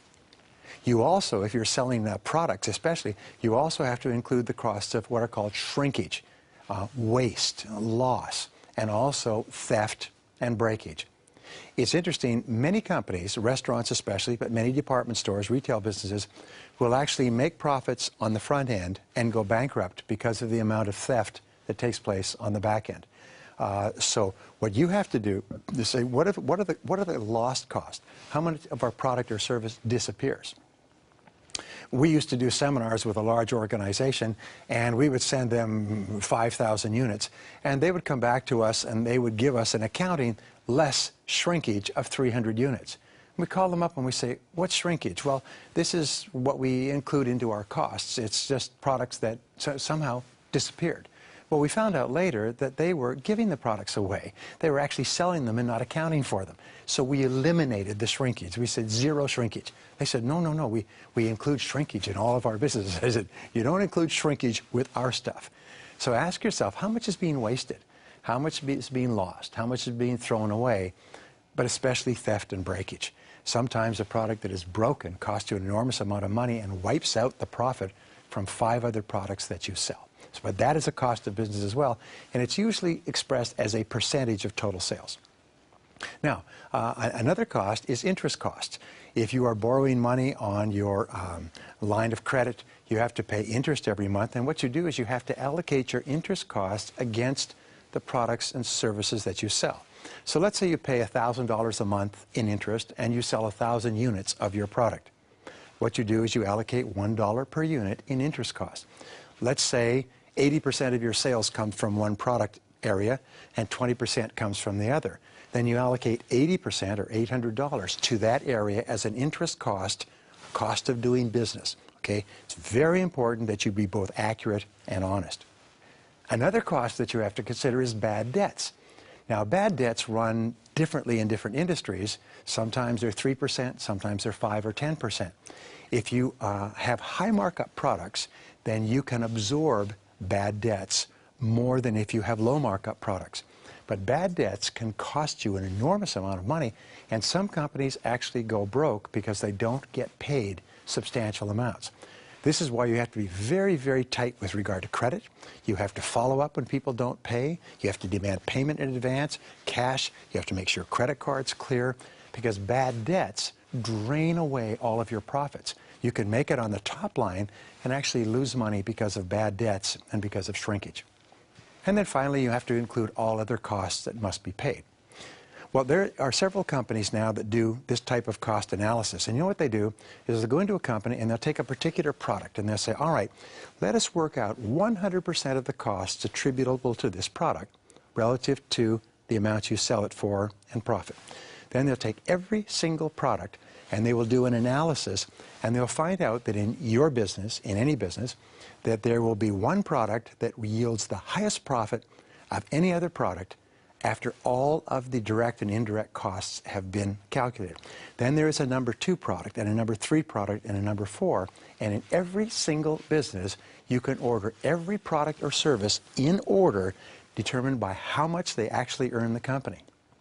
Whenever they do an analysis like this, the owners of the companies are shocked. And you know why? It's because sometimes the product that they're selling that seems to be doing so well, they're actually losing money on every one. And sometimes a product they weren't paying attention to because it's easy to sell, has high level of customer satisfaction, highly profitable, low returns. Sometimes a product they're not paying attention to is the mainstay of the company. So here's the question to you. What is the exact profit down to the penny that you earn for every single product or service that you sell? And in order, which is number 1, which is number 2, which is number 3, and so on. Now, another thing that you have to do in business is you have to include the costs of your own personal labor. There's 2 ways that you can do this. The simplest way is to ask yourself, if you were working for another company, how much would that company pay you per month? What was your last job? How much are you worth in the marketplace? Let's say that you were $60,000 a year in the marketplace. That means that your labor costs your company $5,000 a month, because that's how much of your labor you are investing in the company each month. Ask yourself, with regard to every product or service, how many hours do you personally invest in a product or service? One of the things that I've done with my entrepreneurial clients is I've pointed out that there are some activities in their business that are of such low value, no value, that they don't warrant very much personal time at all. And there's some areas in their business that have such high potential that they warrant almost all of your time.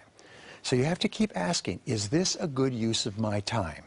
Is this the most valuable use of my time? Is this the best place that I can invest my valuable, scarce time in terms of the amount that it costs to hire me?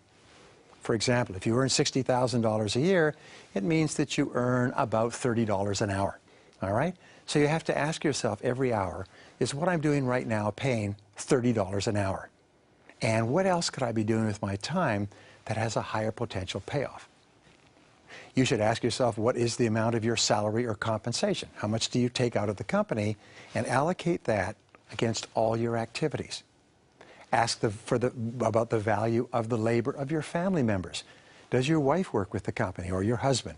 Do your kids work in the company? Put a number on their contribution and attribute it to your costs, even though you may not be paying it out directly.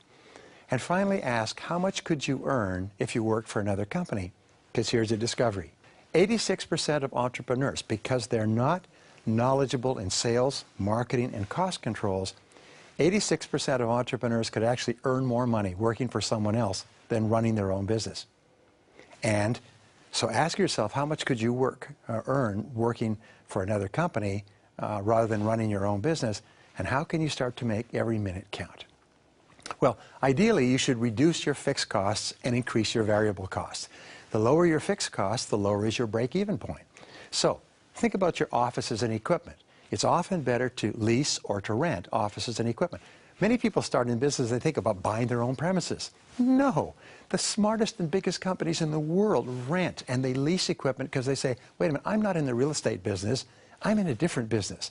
If you're not in the real estate business, it's much better to lease and have the flexibility of working out your lease and leaving rather than to own and have no flexibility at all.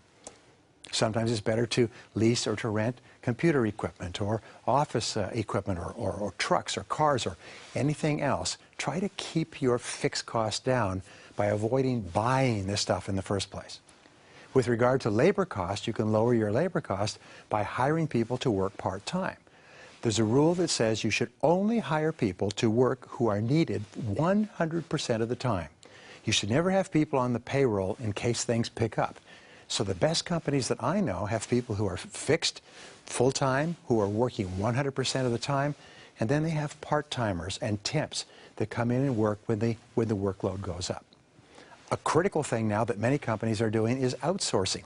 They hire other companies who specialize to perform particular services. For example, in terms of payroll, there are companies like Paychex and ADP that will come and do 100% of your payroll for you. All they require is a single check once a month, and you can close your entire payroll department. These companies specialize so well in payroll that they actually do a better job at a lower cost than it would cost you for rent, utilities, people, mail, staff, computers, and so on. Look to outsource everything that you can that is not part of your core business. One of the great techniques for running a business efficiently and profitably. Remember, the lower your fixed costs, the higher can be your profitability. The lower your locked-in costs, the more profits you can make when business gets going good. Now, there's several ways that you can calculate the efficiency with which you run your business. And these are tools that you can use for the rest of your career. The first is called return on investment. The return on investment, ROI, is the amount you earn as a percentage of the total monies invested in your business. Now, total monies means the amount you've invested, your friends have invested, but also the amount of money that you've borrowed, either directly or indirectly through lines of credit. What's your percentage of return? The second figure that you can use, which is even better, is called return on equity. The return on equity is the amount that you earn from the amount of cash that you or your friends have personally invested in the business. This is your out-of-pocket. What percentage are you returning or earning on the amount that you have invested? Another critical figure you can use is called return on sales. Now, return on sales is sometimes called your sales margin, but it's the amount of gross profit and net profit that you earn from each item that you sell. For example, if let's say you sell an item for $1,000 and it costs you $900 to buy the item, package it, sell it, pay for staff and everything else, it means that you earn $100 on return on sales from each item. One of your goals is to increase your return on sales, to earn more per item by lowering the cost or by increasing the price or both. But this is a critical figure. What are your returns on sales? Some companies, very successful high-tech companies, have 50% return on sales. Grocery stores have 3% return on sales. And it's a small change in your return on sales can dramatically change your results. The final number is called net profit. That's the amount that you have left after deducting 100% of all the costs listed above. What you do is you calculate everything, and every single month you look, what is your net profit, what is your net loss? Keep focused. You should be knowing every single month, sometimes every week. Major companies will know every year, within 7 days of the end of the year, exactly how much they've earned worldwide because of their sophisticated and complete bookkeeping and accounting systems. You have to determine your profitability in each of your products and services. Conduct a complete cost analysis of each product.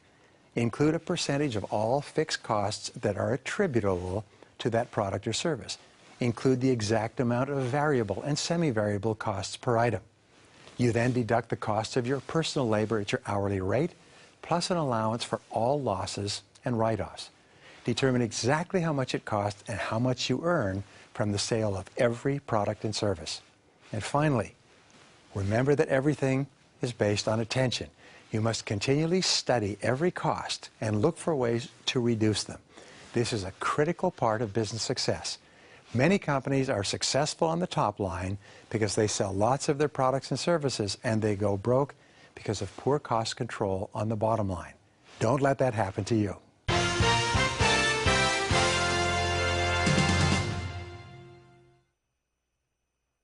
My audience is, I say, can anybody here drive a car? And of course everybody raises their hand. Ride a bicycle? They raise their hand. Type with a keyboard, use a cell phone? They raise their hand. I say that if you can learn to do these things, which are quite complicated when you start off, you can learn any business skill. One of the things that always amazes entrepreneurs when I talk to them all over the world is they're amazed at how many things that you have to learn, how complex it is, almost like a car with hundreds and thousands of moving parts. But once you get them all working together, they start to really generate profits. If you can drive a car, you can learn any business skill. Now, the interesting thing is that business is an art as well as a science. There's very specific regulations and reasons for success or failure, which we'll talk about, but there's also artistic parts. There's parts that have to do with emotions and feelings and intuitions. It's a matter of practical experience, judgment, foresight, and a good deal of luck, rightly understood. Fortunately, all business skills are learnable. You can learn anything you need to learn to achieve any goal you can set for yourself. Now, once you've learned a business skill, you can use it over and over again. And each time you use it, you get better at it. And each time you get better at it, it takes you less time to get greater and better results. This is the reason for business success. This is the reason for success in any field. First of all, you start off and you don't know any of these things. Then you learn them through trial and error and study and experience. You eventually master them. You do more and more things right. You eventually become more and more effective in business. You make an enormous amount of money. You achieve financial independence, and you retire wealthy. And if hundreds of thousands and millions of people have done this over the years, then so can you. Because nobody's better than you. Nobody's smarter than you. Remember that. Nobody's better than you. Nobody's smarter than you. If hundreds of thousands of millions of people can start and build successful businesses, so can you if you just learn how. Now, there's three major reasons why businesses fail. They're pretty simple: lack of money, lack of knowledge, lack of support. Now, what does this mean? Lack of money means they don't have enough money when they start off, and they can't generate enough money from sales, and they can't borrow the money to survive until they succeed. The ability to generate the necessary funds from a variety of sources is a key skill. If you don't have it, you don't deserve to survive. Lack of knowledge. People don't have the knowledge, the experience, or the skills necessary, and the great tragedy is that many business people make no effort to learn these skills. Interesting. They did a study of business success. They find that 80% of new businesses fail within the first 2 to 4 years. But then they went back and they looked at businesses started by people with business experience, having worked for another company, studied, learned, listened, and so on. They found that businesses started by people with business success succeeded 90% or more of the time. Businesses started by people with no knowledge, who were just trying to make it up as they went along, fail 90% of the time and set the person back years in terms of financial and personal development. The wonderful thing is, all the knowledge you need is available to you, as this program demonstrates. The third problem in business, the causes for business failure, is lack of support. Lack of support means they can't get the support of their customers, their suppliers, their bankers, or anybody else. Well, with the basics of business success that we'll talk about now, you will gain the knowledge necessary to acquire the support and money you need for your business. It's a very simple thing to do. Just come along with me. Now, the basics of business success. There are 7 areas of activity that are responsible for business success. You should give yourself a grade of 1 to 10 in each area and see how well you're doing. Number 1 is marketing. In marketing, it means you have the right product, the right customer at the right time, and you sell it vigorously and professionally and consistently. 80% of your problems in business will start and will come from the marketing and sales department. The second part of business that's important is finance. It's the ability to acquire the money you need, to generate the cash and the revenues, to borrow the money, to finance, to hypothecate, to mortgage. Money is a critical thing, and money is an area that you can learn in. It's a tool that you can learn to use. The third area that's important for business is production. Production means the ability to produce high-quality products and services consistently over time. And interesting enough, the word consistently is the key. Over and over again, you produce high-quality products, so people come to depend upon you and know that if they buy from you, they will get what they pay for. The next part of business is distribution, which is the ability to get your product or service to the market on time, efficiently, effectively, and predictably. Many companies run into real difficulties with distribution because they don't think through the critical elements in advance. The next part of business success is research and development. In a fast changing world, your ability to continually innovate and produce new products and services is essential. You have no chance unless you're constantly upgrading your current products and services and introducing new ones to replace the ones that are becoming obsolete. Now, the sixth part is regulation. In our society, which is highly regulated, your ability to deal with the requirements of governments, to pay your taxes, to comply with regulation, to comply with restrictions, to understand what they are, is an absolutely essential skill of management. Sometimes a company can be put out of business simply because they were unaware or did not make themselves aware of a particular legal requirement. Very important you stay on top of what government expects from you. And finally, number 7 is your ability to find the people you need. People are the critical factor. The ability to find them and organize them, to motivate them, manage them, to communicate with them to get the job done is essential to your success. And if you're having difficulties, it's usually in one of those 7 areas. Well, here's a rule that you've heard. Knowledge is power. But it's not just knowledge in the library, or librarians would be rich and smart. It's specialized knowledge that you can apply to get results that people will pay you for. Specialized knowledge increases the likelihood of your success. That's why we say control of vital information is a form of power. Good business people are constantly gathering new information about their business and their competition so that they have an inside edge over people who don't know these things. So one of your jobs is to aim at acquiring superior knowledge in your niche. You'll find the very most successful business people in every area are the ones who know the most about that specific area because they're constantly learning, growing, studying, reading, attending conferences in their particular business niche. Well, there's a series of reasons for business failure based on analysis of thousands of companies that have gone bankrupt over the years. What I want you to do is just give yourself a grade on a scale of 1 to 10, 1 being the lowest, 10 being the highest, on how these might apply to your business. We'll touch on them in this lesson, and then we'll go on to into them in greater depth later on. First reason for business failure is lack of direction, which means that the business owner fails to establish clear written goals with plans to accomplish them, and the business owner fails to develop a complete business plan before beginning. On a scale of 1 to 10, how well are you doing on direction? The second one is impatience, is attempting to accomplish too much too soon, expecting to sell your products quickly, expecting to get out of the gate and become profitable in a short time. Patience is one of the most important of all virtues of successful business people. The third is greed. Many companies and businesses go broke because the owners attempt to charge too much and make too much money, usually from selling a poor product without too much preparation. People who are greedy in business are trying to get money that they do not deserve and which they have not earned. All long-term success in business is patient success.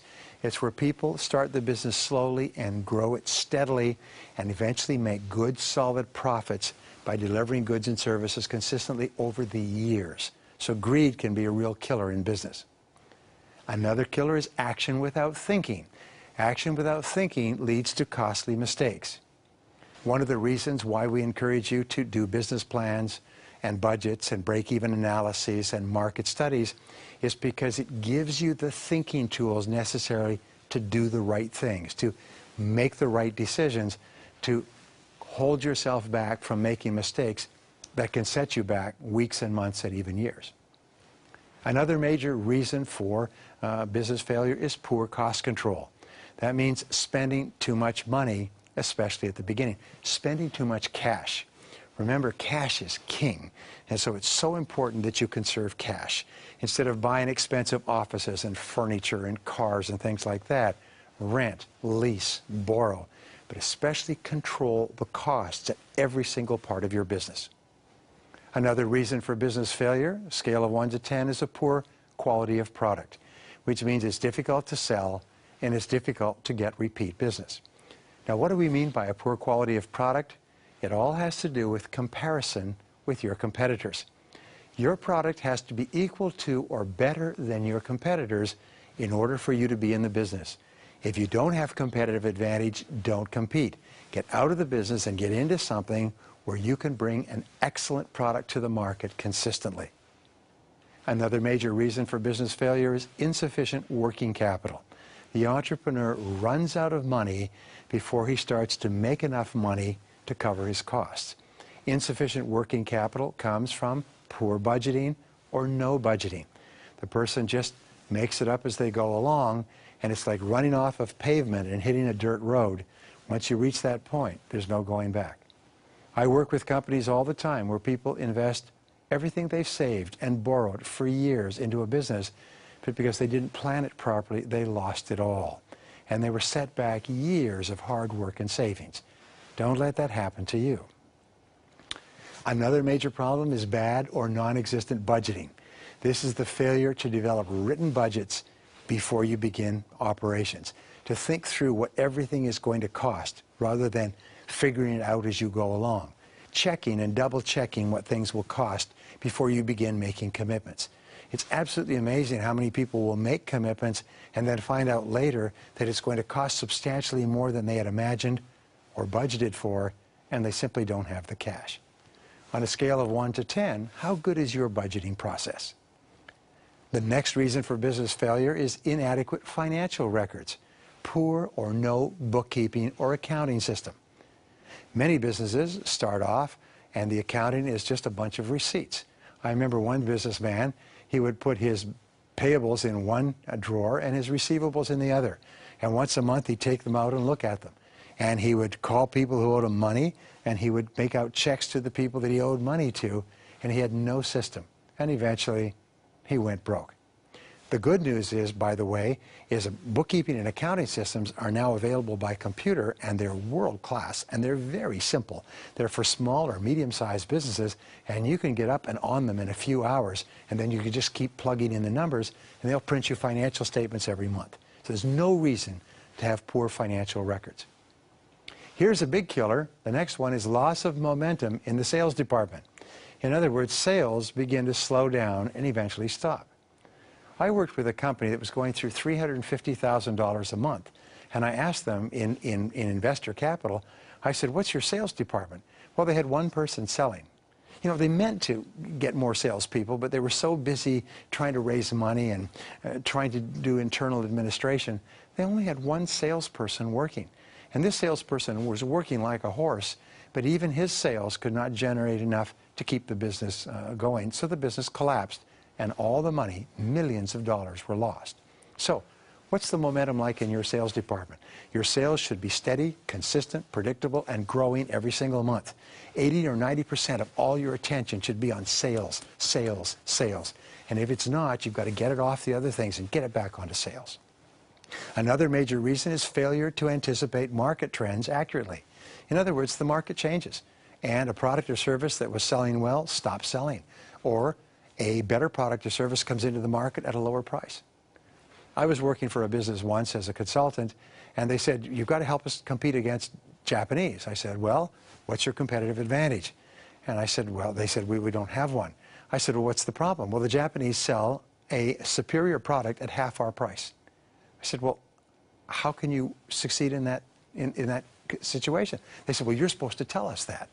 I said, well, it's not possible. The market changed dramatically. The Japanese came in with a superior product with more features and benefits, and they were selling an old product that hadn't been upgraded, in this case, for 50 years. And of course, in a short period of time, they were out of business. Now, another major reason for business failure is lack of managerial ability or experience, lack of skills. The person doesn't know what they're doing. They don't know how to market. They don't know how to sell. They don't know how to advertise. And they don't know how to hire people or delegate or supervise. They don't know how to report or negotiate. But the good news is all of these skills are learnable. You can get the skills you need. You can learn them yourself, or you can hire people on a full or part-time basis who already have these skills. But lack of managerial experience or competence is a key killer of businesses large and small, including Fortune 500 businesses. Another major reason for business failure is indecisiveness. The company runs into problems, or even it has opportunities, but the key people can't make a decision for fear of making a mistake, or even worse, for fear of hurting somebody's feelings. Do you know a major reason for business failure, small business failure, is that the decision maker, the owner, will not fire an incompetent person because they don't want to hurt their feelings. Maybe it's a friend, maybe it's a relative.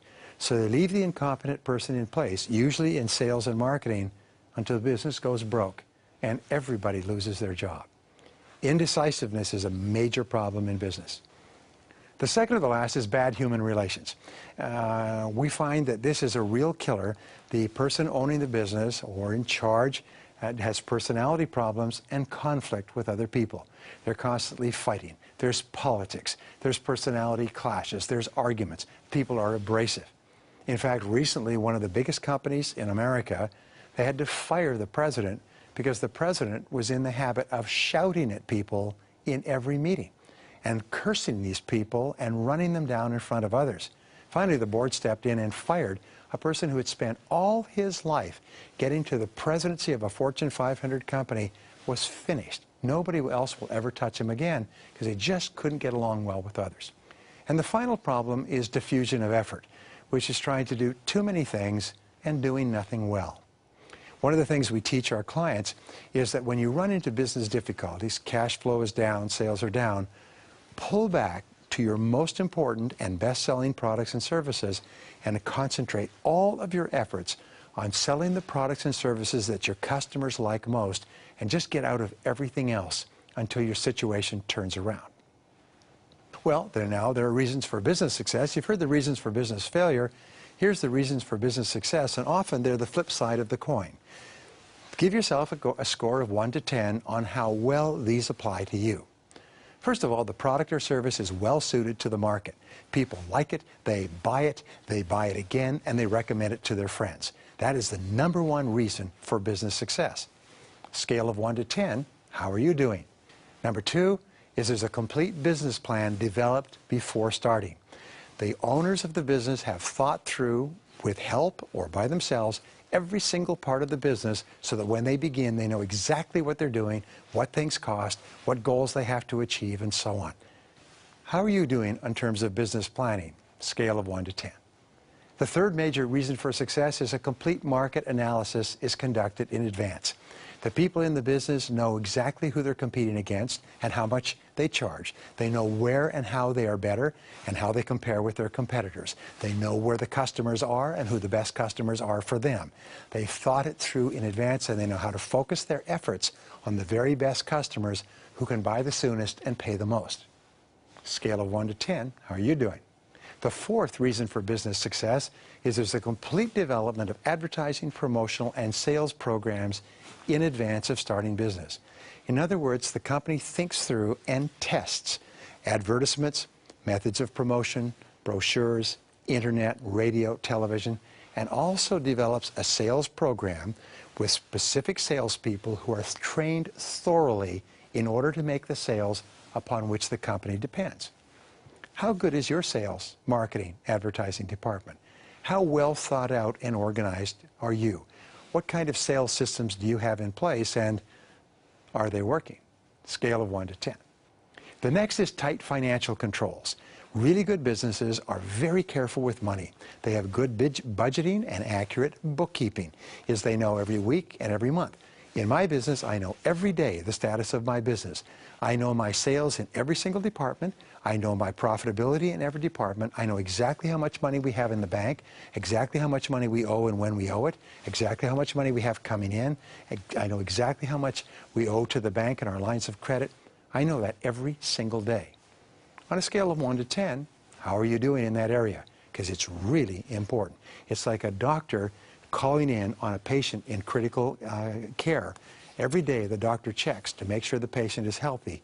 You should be checking every day in your business as well. Now the next is there's a high degree of competence and integrity on the part of the key players. The key people are good at what they do, and they're honest, and they're known for their honesty. That's very important. The number one reason that people will invest in your business, buy from you, give you credit, is because of the character of your key people, the team of people who's expected to get the results. Another critical factor is good internal efficiency. There's good time management, clear job descriptions. Everybody works well like a smoothly oiled machine, like a Swiss watch. Everybody is highly productive and gets a lot done and works well together, because each person has been carefully hired based on skills that complement and work with each other person, and everybody works together like a team to get the job done. Another major reason for business success is good communications amongst everybody. You can always tell a good company by the level of laughter in that company. Good companies have a great sense of humor. Everybody laughs, tells jokes, tells stories, gets along well with other people, and as a result, there's good communications and high levels of productivity and performance.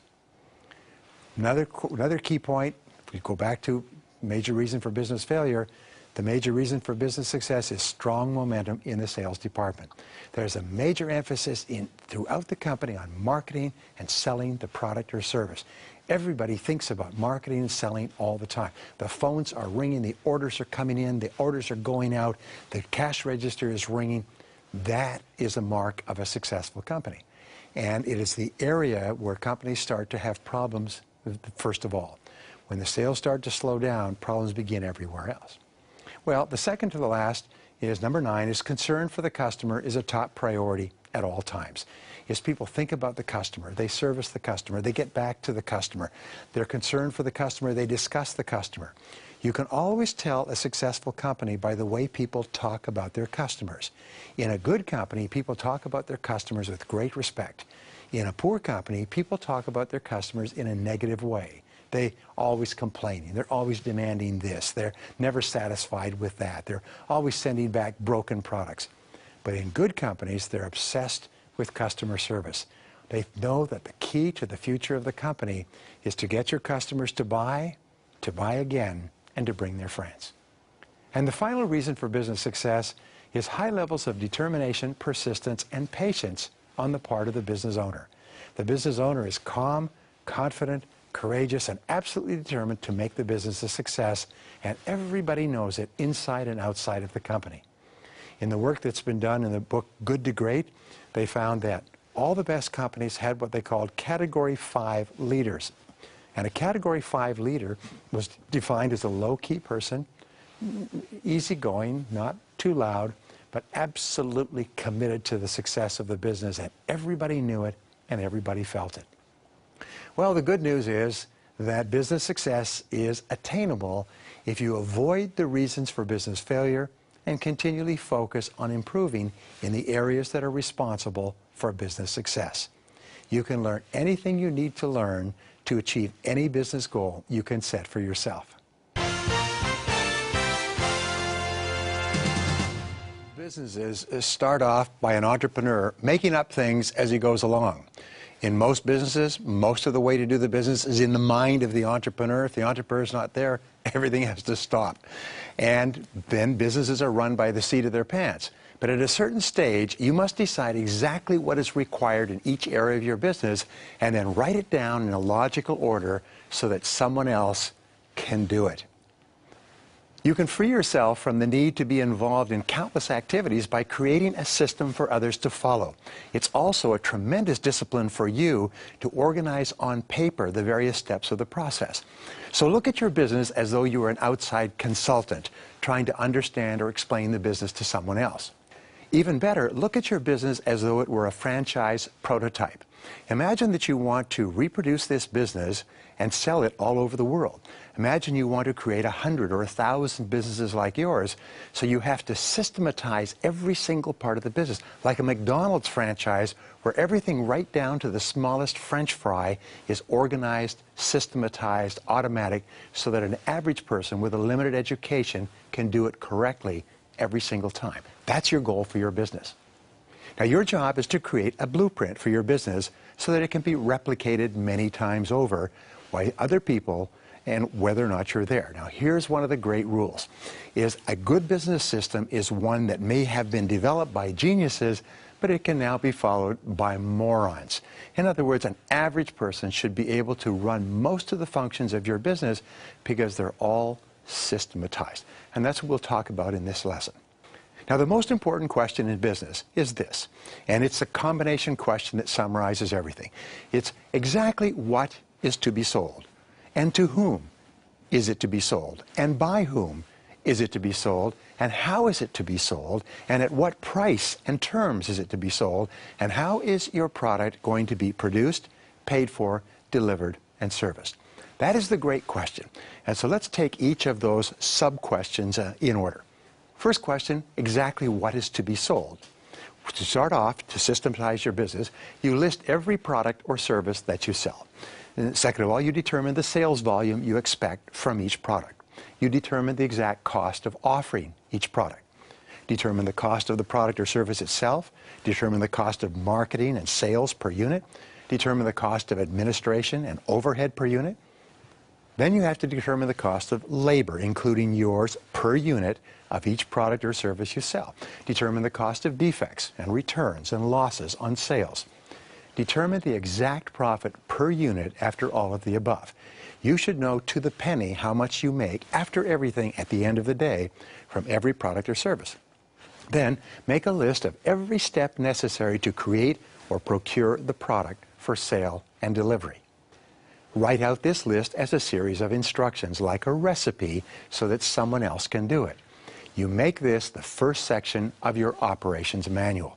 It should be so clear that if you were away for a month, other people could follow those instructions and produce and acquire and make your product or service available.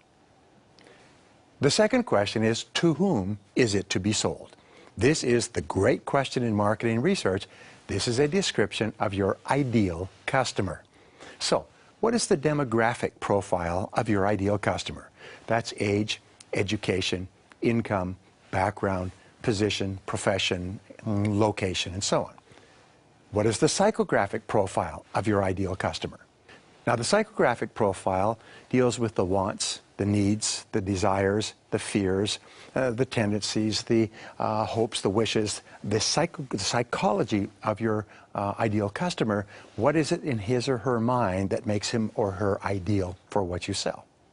Then, once you have those, you ask, what are the benefits that your customer gets from your product?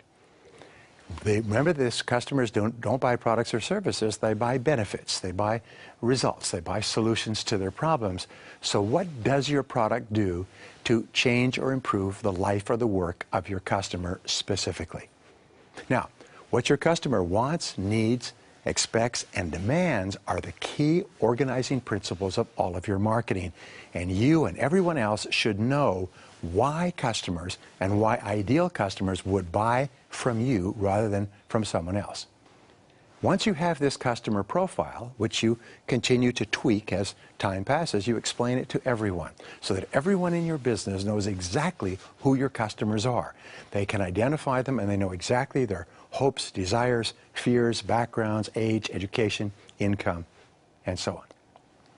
Now, the next question is, by whom is it to be sold? And this is really important. The people who meet and talk to your customers are the ones who sell the product. So who exactly is responsible for selling? It's an amazing thing that in companies, they start off and they have what is called role underlap, where you have this job description and this job description, but in the middle, like the space between two stools, critical functions are not assigned to a particular person. So you have to be very clear who exactly is responsible for selling and making the sale.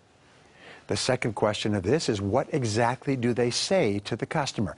And this is very important because most salespeople make up what they say on a day-to-day, customer-to-customer basis. Most people say whatever falls out of their mouth, but not successful companies. What exactly do your salespeople say to the customer when he or she phones? Good companies have a script that they follow word for word. Hello, this is Susan. How are you today? How can I help you? In other words, it's word for word. And what do people say when someone inquires about what you sell? They come in to your place of business, they talk to your salespeople, they come to your website. What words do you use? Especially, what does your salesperson say when he calls on them outside of the office? What is the sales script, methodology, and process that salespeople use when they get face-to-face with a prospective customer? This is not something you can leave to chance. Now, here's an interesting discovery. You can triple your sales by systematizing your sales process. In other words, a systematized sales process yields 3 times the number of confirmed sales as a random process that people just make up each time they meet a customer. Your sales methodology to ensure maximum conversion rates is the core of your business. What you need to do is write it out word for word. You identify the areas of weakness in your sales methodology. You can continually edit it and improve the sales process. So the question is, what is your sales process? What is your step-by-step sales process? Each person who sells or deals with customers must be trained in what to do and say with customers. Now, here's a rule. You cannot expect a person to make a sale that he or she has not been trained for. I work and have worked with thousands of companies over the years, and I'm always astonished when I deal with a company that doesn't train their people. They give them what is called product training. They say, here's the products, and here's the ingredients, and here's the brochures, and so on, but they don't train them in the methodology and process of greeting customers, building relationships, identifying needs, presenting the product so it matches the needs, answering objections, and closing the sale. And then they're surprised that their salespeople don't make many sales. You can't expect people to do anything in your business unless you have trained them for it, and then watch them demonstrate that they are competent and proficient in doing it. Very important. Well, what are the best? The best and most profitable companies have the best trained salespeople. The Fortune 500 companies that I work with will hire people out of top universities with top grades. They will train them for 6, 12, 18 months, and they'll put them into the field, and these people sell billions of dollars of product. Little companies with undertrained or non-trained salespeople do not have a chance against the professionals. Remember this, in your business, nothing happens until someone sells something to somebody. Nothing happens. Everything in your business is aimed at that point of making the sale. So here's the next question. How is it to be sold? And this describes the entire process of marketing, advertising, attracting customers, and finally, making the sale. You need a complete marketing plan for your business. You need to think it through in advance. Exactly what is the process of what we call customer acquisition? How do you acquire customers? How do you advertise to them, promote to them? How do you bring them into your sphere? What is the steps that you use? And you start by determining your core marketing message. Your core marketing message revolves around your unique selling proposition. Your unique proposition is the special reason why someone should buy from you rather than from anyone else. So, what is it about your product or service that makes it different, unique, special, superior, excellent in some way that no other company can offer? Whatever it is, that becomes the axle around which all of your marketing revolves. That becomes the core message, which is repeated in every single piece of advertising or promotion. Well, the next thing you do is you determine the best way to reach your prospective customer. Remember the customer that we have identified who is the ideal customer. Where is this customer? How do you reach them? What do they read? What are they influenced by? And so on. Determine how you will advertise. Determine where you will advertise. And determine how much you will spend. Now, we've talked about this before, but in determining how much you will spend to advertise, you always have to ask, what is my cost of customer acquisition? How much am I willing to pay to acquire a customer? Remember, you have two people that you acquire in advertising. First is a lead. This is a person who is interested and will respond to your advertising. The second is the person who will buy, which will be a much smaller percentage of the people who initially respond. How much are you willing to spend to acquire customers? And what we do with our clients is we say this: if you could take a certain amount of money and go out in the street and give a certain number of dollars to a person to get them to come and buy from you, how much would you be willing to pay to get them to buy? Some companies will pay 50 cents on the dollar of sale. Some companies will pay 10 cents. Some companies will pay 5 cents. But how much are you willing to pay? And that determines how much you will spend in advertising. Now, once you start to advertise, you set standards to measure the effectiveness of your marketing efforts, especially advertising. In other words, you say, we're going to spend this amount of money to acquire this amount of leads, which will translate into this number of customers, which will translate into this level of sales, which will translate into this level of profitability. And you set those standards before you advertise in the first place. Then you continually compare, is my advertising actually delivering the bottom line results that I projected when I began? Remember, 50% of all advertising is wasted because it's like water that splashes and doesn't get onto the customers, because it's going in the wrong direction to the wrong customers with the wrong message.